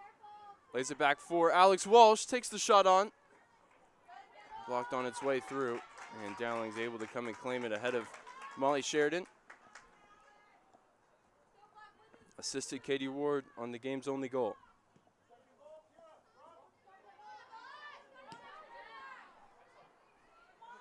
Hendricks volleys the goal kick straight out of play into the Hardin-Simmons bench, and now those 3 changes will come in. Hayden Aber, Randy Dennison, and Skylar DeVore all back in. Having seen some time in the first half.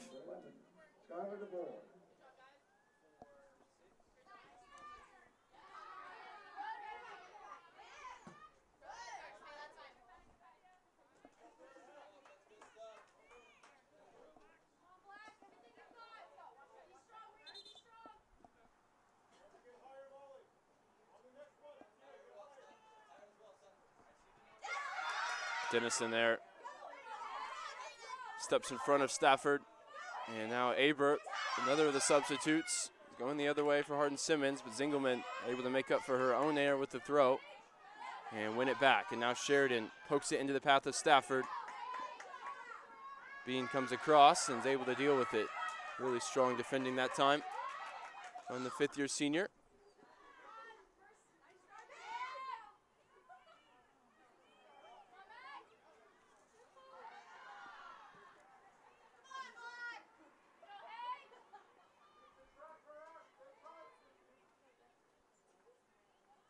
Wallace gets it back from Beal. Was off balance when she played the pass and gave it away.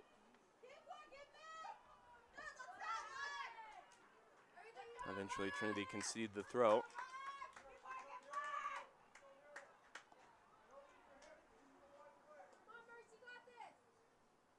A very even game decided by a moment of magic from Katie Ward, who's on the ball right now.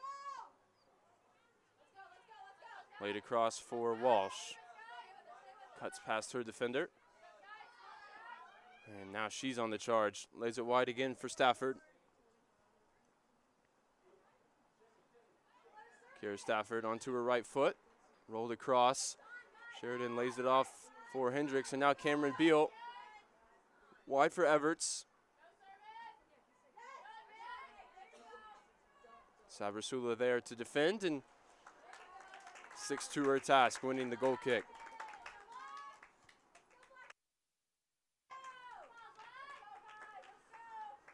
Three-quarters of this game just about gone now. The momentum is with the Tigers, who've come out the better team from the halftime break. First 45 minutes, couldn't really split the two sides.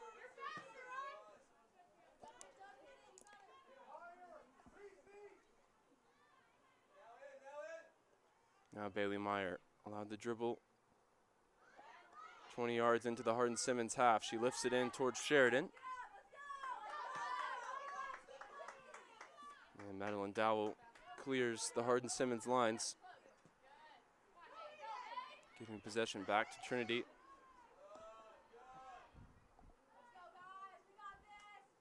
Wallace fires it towards Ward. Dowell gets a foot on the way through.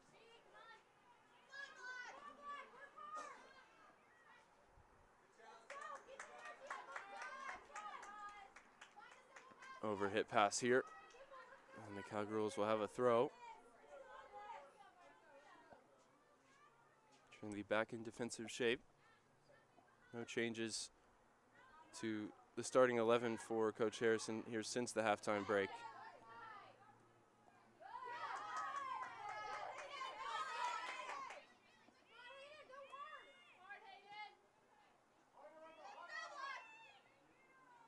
Wallace in the midfield now for Walsh.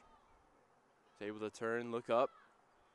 Time on the ball. Dowell on a yellow card. Has to be careful as Walsh skips past her. Sheridan now inside the box. Called for offside.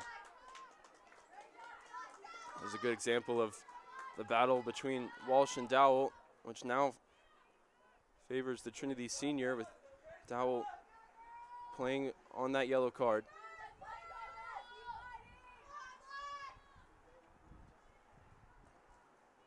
Saw Dowell basically think about reaching out to pull back the jersey as she did for the yellow card and think better of it, giving the space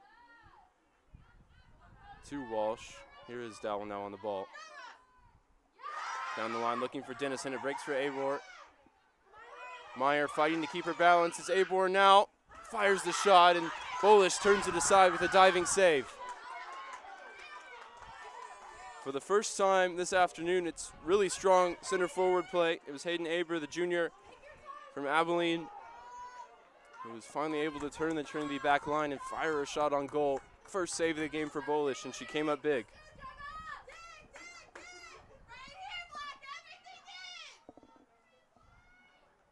And now a corner kick for Trinity to defend. See, they're all gathered towards the back post where they expect the service will come in. There's free runners at the top of the box. We'll see when the runs are made how it shapes out. It's now sent in towards the back post where the Trinity bodies have congregated. And the referee waving away appeals for a handball. Honestly, I thought maybe he would give it. We'll look at it on the replay. Perhaps an issue of proximity in terms of where the ball was hit into the arm, I believe, of Hendricks. Ultimately, it won't matter as we're set to resume play here with the goal kick.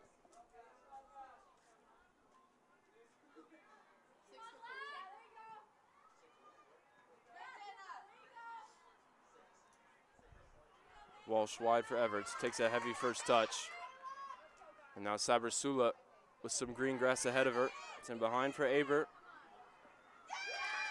And good tackle from Wallace. Another corner, momentum is with the Cowgirls. Trying to build their way back into this game.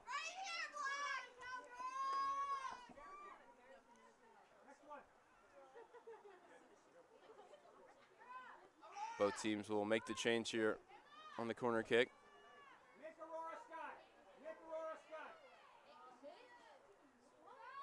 Don't usually see substitutions on a corner, particularly defensively. You have to be really smart here about finding your mark. The Trinity defending zonally. It's more about knowing your role, knowing your position. Hardin-Simmons attackers congregate on the edge of the penalty area. Well, Trinity, I think based on something they saw in the film room, wait at the back post. It's sent right on top of Bolish, who gets a hand to it and puts it behind for another corner. The set piece battle intriguing right now as it's a fourth corner in rapid succession. There's the handball for Hendricks. The only question is proximity, as I mentioned earlier. Hand is raised, it's not in the natural position. And Hardin-Simmons might count themselves unlucky not to get a chance from the penalty spot to equalize this game. They'll look to do so from a corner though, as this one's sent in right on top of Bolish, who gets a hand to it. The volley on the follow-up blocked. And Abers chased away. Trinity clear their lines finally.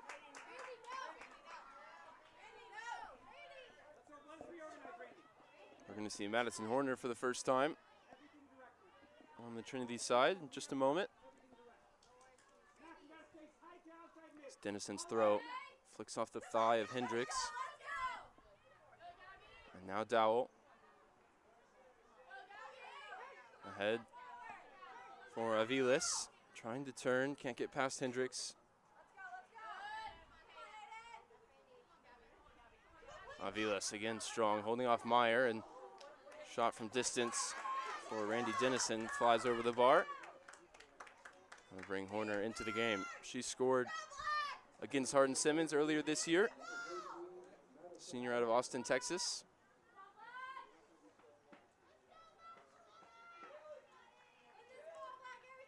Played in all 18 games this year. This is a chance for her. The only goal on the season came against the Cowgirls.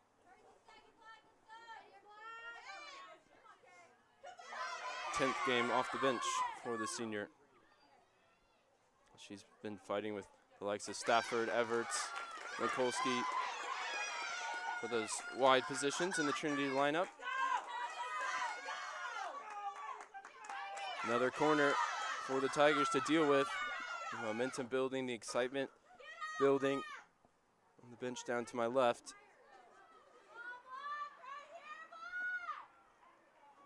Will this defensive strategy continue to hold strong for the Tigers? Sent towards the back post, a chance for Bean. Got ahead to it, but couldn't turn it anywhere near frame.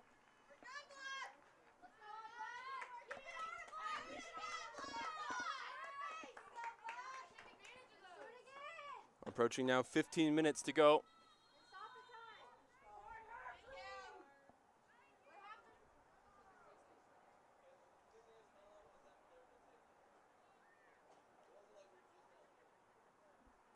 Referee in conversation now with Polish. The clock stopped to avoid any time wasting. Always an element of knockout round soccer. When you're leading, all you need is the clock to tick down.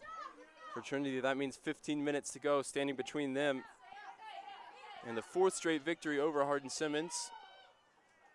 A place in the round of 32. Dowell gets ahead on this ball. Can only help it on, though, towards Horner. Stabbed clear by Moreno.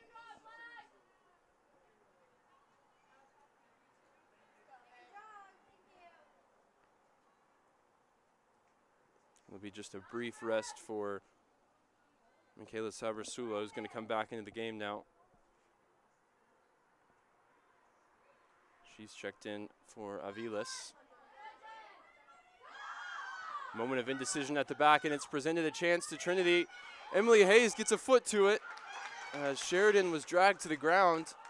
But they'll say it was the Tigers forward who committed the foul.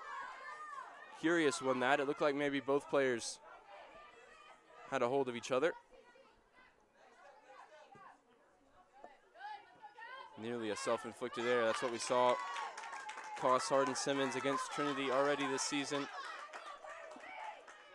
Both teams now preparing one change.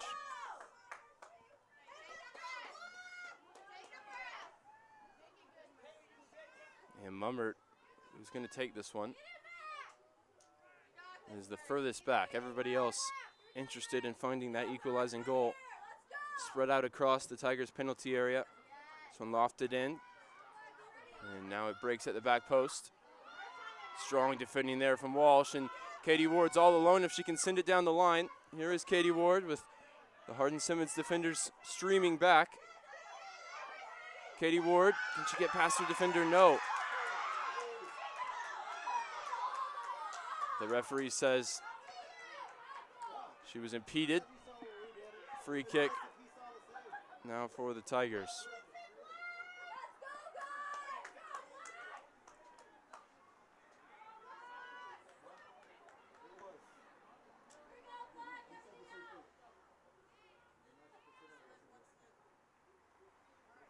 Couple of just brief moments where it looks like Trinity's going to have numbers on the counterattack. Haven't been able to make those count so far as they send this one in. Wide with Walsh, who's had a really strong second half. Here she is weaving through the back line. Rolled across the top of the box. May break for Ward. Instead, Hayes will track it down here on the near side. Not allowed to turn as last touch is off Aviles. And the subs will come into the game.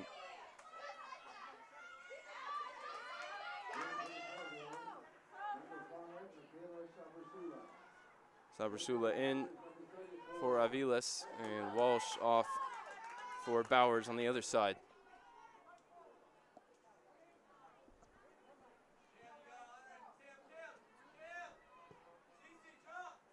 Zingelman towards the back post. Horner challenging for it. She's onto it now, all alone on the far side. Poked across for Sheridan on the turn. And the shot blocked behind. A huge intervention there from Rachel Bean. Kept the Cowgirls in this game.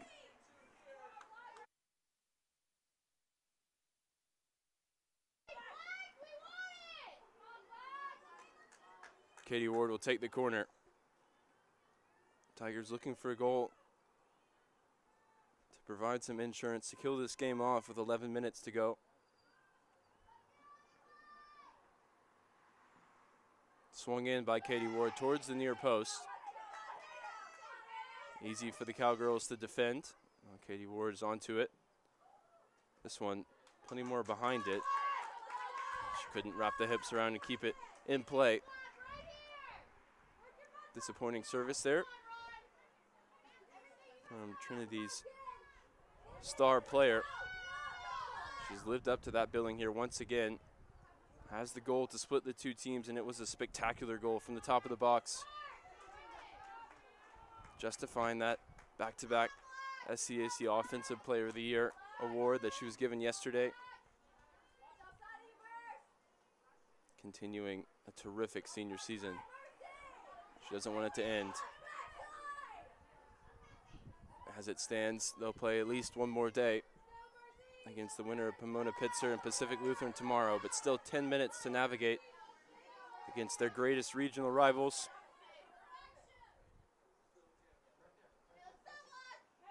Team that's beaten Trinity 9 times in postseason play. Tigers responding with 5 victories against the Cowgirls when it matters most.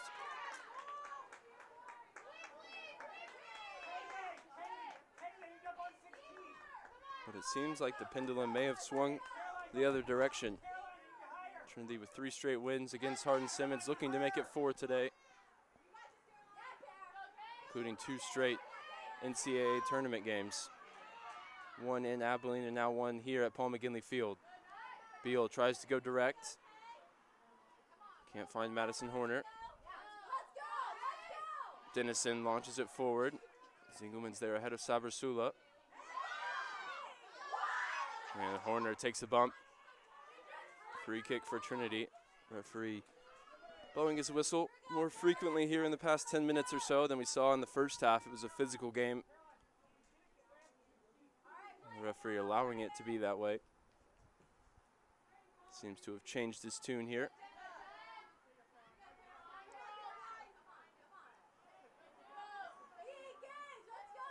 Hendricks tries to settle it in midfield, but she'll have to clean it up now. Laid back for Reese Wallace.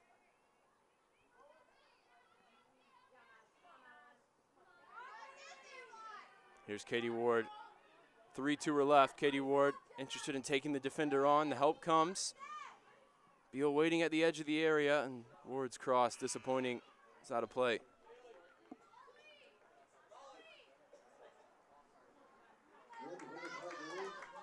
Looks like a change in shape here for Trinity as Stafford's on for Sheridan.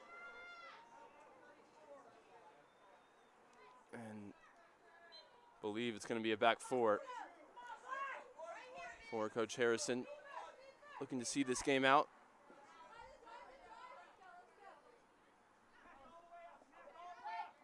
Stafford played as a part of the back line most of last season.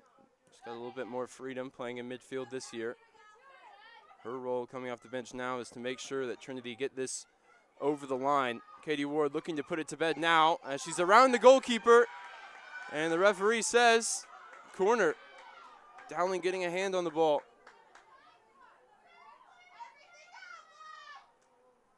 It's just the same way that Katie Ward won a penalty against Hardin-Simmons earlier this year, poking it around the goalie, being brought down.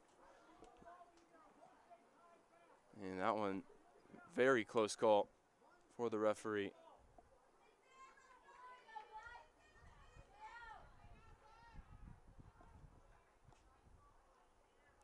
For Trinity Tigers, stay back on their own attacking corner here. Stafford swings it in, May break for Hayes. Instead, it's Katie Ward. Now top of the box. She'll just finish off this play with a shot well into touch. Trinity retreat into defensive formation. Increasing desperation for Hardin-Simmons as they launch it forward. Zingelman able to get ahead on it. Here it is with Cameron Beal. Hayes returns it to Cameron Beal. Just composed, keeping it. As the Cowgirls leave numbers forward, there's space in the attack for Wallace. Rolled into the penalty area for Bowers. Beal demanding it at the edge of the area. Eventually she gets it. Wide for Hayes, who takes the shot. Gets under it, and the chance is gone. And the chance really went when Bowers dwelled on it for just a moment too long, with Beal demanding it at the top of the box. Already scored one terrific long-range goal against Hardin-Simmons this year. Didn't get a chance to replicate the feat that time. Horner finds Bowers. Now Hayes coming off the left. Wallace giving everything to get there before this one runs out of play on the far side, and she does. So much room in midfield right now for Trinity. If they just want to keep the ball, they can. They're looking for goal number 2. Hardin-Simmons gets a foot on the ball, and Beal now sends it down the line for Stafford, advancing forward from left back. She's kept it in play. Now swings it in on the left foot. Kirk gets ahead to it, and now Cameron Beal lays it at the feet of Emily Hayes. Another ball swung in with no Molly Sheridan on the field. Trinity, no real target to aim at, aerially at least, inside the box.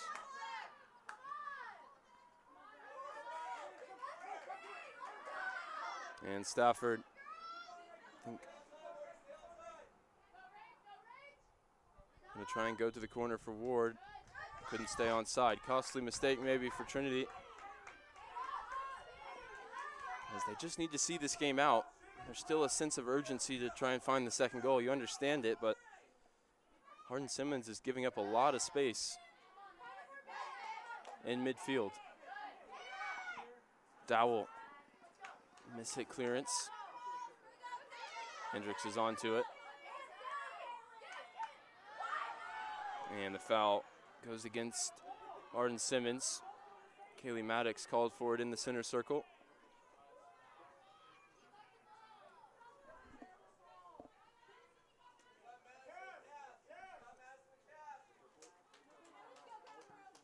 Meyer wide for Horner. Had enough space to clean up a heavy first touch.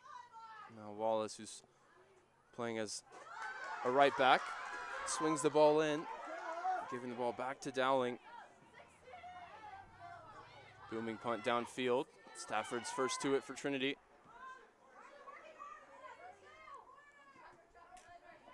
Hayes looking for the forward run from Beal. It's blocked out for a throw, and both teams will make changes. Bosco in for Katie Ward, who, as it stands, has the game's winning goal. It'll be up to her teammates to see this one out. 3 minutes and 14 seconds on the clock, extending what would be her senior season at least one more day.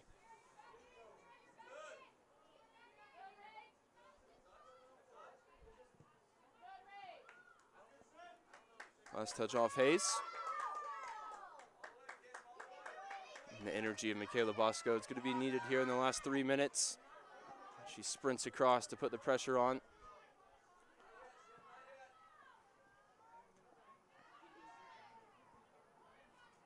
Beal at full stretch, able to corral possession for Trinity. Down the line for Bosco. Clear orders from Michaela Bosco coming off the bench here. Just keep the ball in the corner as far away from Lauren Bolish and the Trinity goal as possible. Beal doing everything she can, eventually committing the foul. 30 seconds there, ticking away. As we approach 2 minutes to go.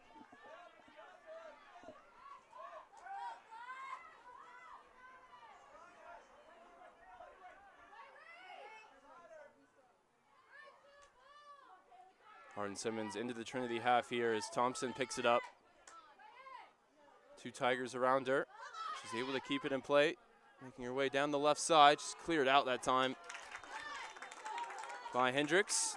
It's going to go into the book.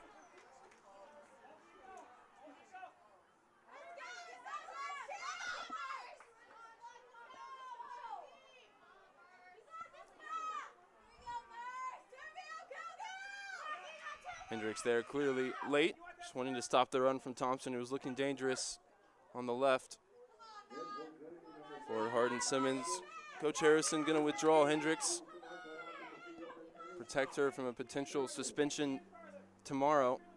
That means Everts is tasked with seeing out these final 2 minutes in the Tiger midfield. This free kick may be the best chance for Hardin-Simmons to force overtime.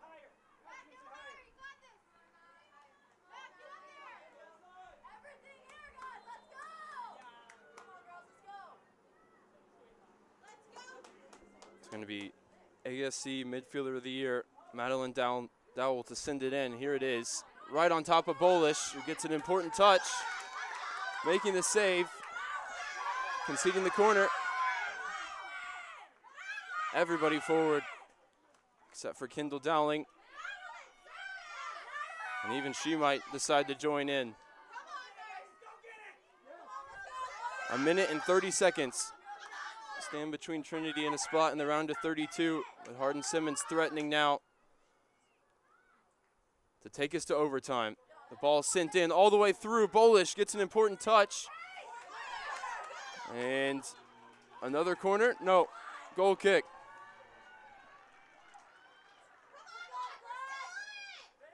And the energy and enthusiasm from Hardin-Simmons starts to simmer down. They know that was a huge chance. They may not get another. 1 minute, 1 minute. Ball forward for Bosco. Just needs to keep it. She's dispossessed by Aravalo. Kirk launches it down the field. Hayden Aber. Referee is going to reverse the decision here. Trinity throw with 38 seconds remaining. Night clock ticking down. There's not much of this game left. For the Hardin-Simmons seniors, looks like this will be as far as the road goes, ending here at Paul McGinley Field, a place where they have so many memories. Rachel Bean is one of them as she sends it in. Won't go quietly into the dying light, but it looks like the final 10 seconds are going to tick down here. Aber dispossessed, and Trinity move on. They win in here at Paul McGinley Field by the score of 1-0. Katie Ward, once again, the difference maker, assisted by Molly Sheridan in the 52nd minute. And that was enough. A hard-fought battle, as we expected, between these two regional rivals. But it was a special player with a special moment that made the difference. My name is Ryan Figured. It's been a pleasure to describe the action for the latest chapter of this Trinity and Hardin-Simmons rivalry. It's 4 straight victories over the Cowgirls for Coach Harrison and the Tigers, and we'll go grab him and I believe Katie Ward, if not one of the other leading lights for Trinity today, for a post-game interview. Stick around for that, and we'll be right back. Here's a look at the goal that made the difference.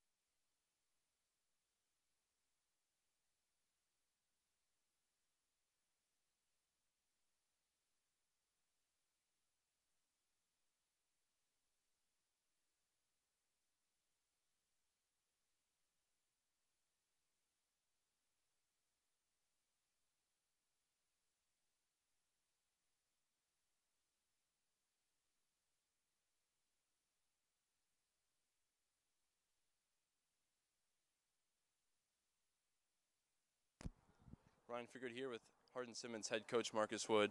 Coach Wood, another hotly contested affair between these two teams. That's the way it's been over the years against the Trinity Tigers. What can you say about their team and what they brought to the table today? Yeah, absolutely. It was a great game. A brilliant goal. It was going to take that. Both teams were organized well enough defensively.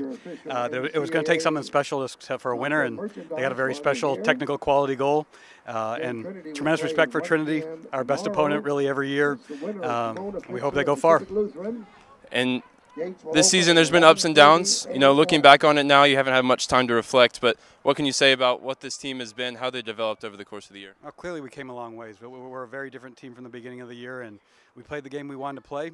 Still didn't create enough scoring chances, but I guess that'll be what we'll have to work on next.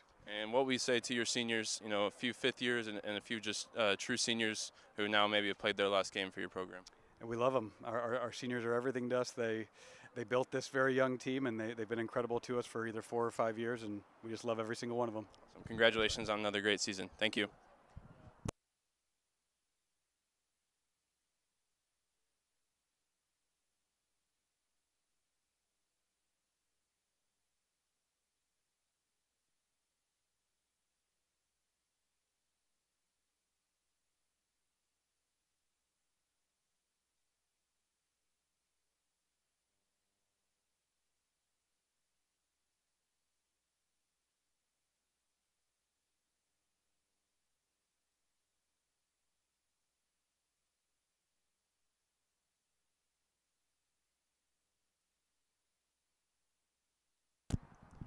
Ryan Figured here with Trinity head coach Dylan Harrison. Coach Harrison, another really, really hardly fought game between yourself and Hardin-Simmons. Is that what you expected coming into this one?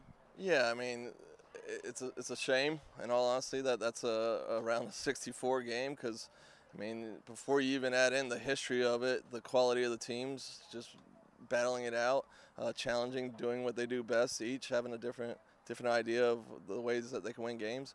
I mean, it was an NCAA playoff game, and it lived up to every inch of it. And we saw your team, you know, go a little bit more defensive towards the end. We haven't seen you have to do that throughout the season. So how do tournament games differ tactically for you and the coaching staff? Yeah, I mean, we talk about just managing moments. You know, obviously we would have loved to have gotten a second goal if that's possible. That's really our first thought. But as the game starts to tick on, managing it, knowing how well they do in set pieces, corners, and stuff like that. So we felt we had to do that to kind of take away a little bit more of the outsides, not have to defend as deep. And yeah, I mean, even after doing that, it's still some opportunities, and our keeper got some important touches, and players just clearing our lines. And you would have loved to have a second goal, but the one goal that you did get, what an effort from Katie Ward. What did you see on that one? Yeah, I mean, again, there's a lot of the things we've been working on, just combining, finding the little pockets, and Wardy being who she is. So I really would like to see that first one that Molly flicked on, and you know, Wardy tucked. I would love to see where that one was and the offsides call. So it was great that she got another opportunity, and yeah, what a goal! Awesome, congratulations, Coach. We'll see you again tomorrow. Thank you.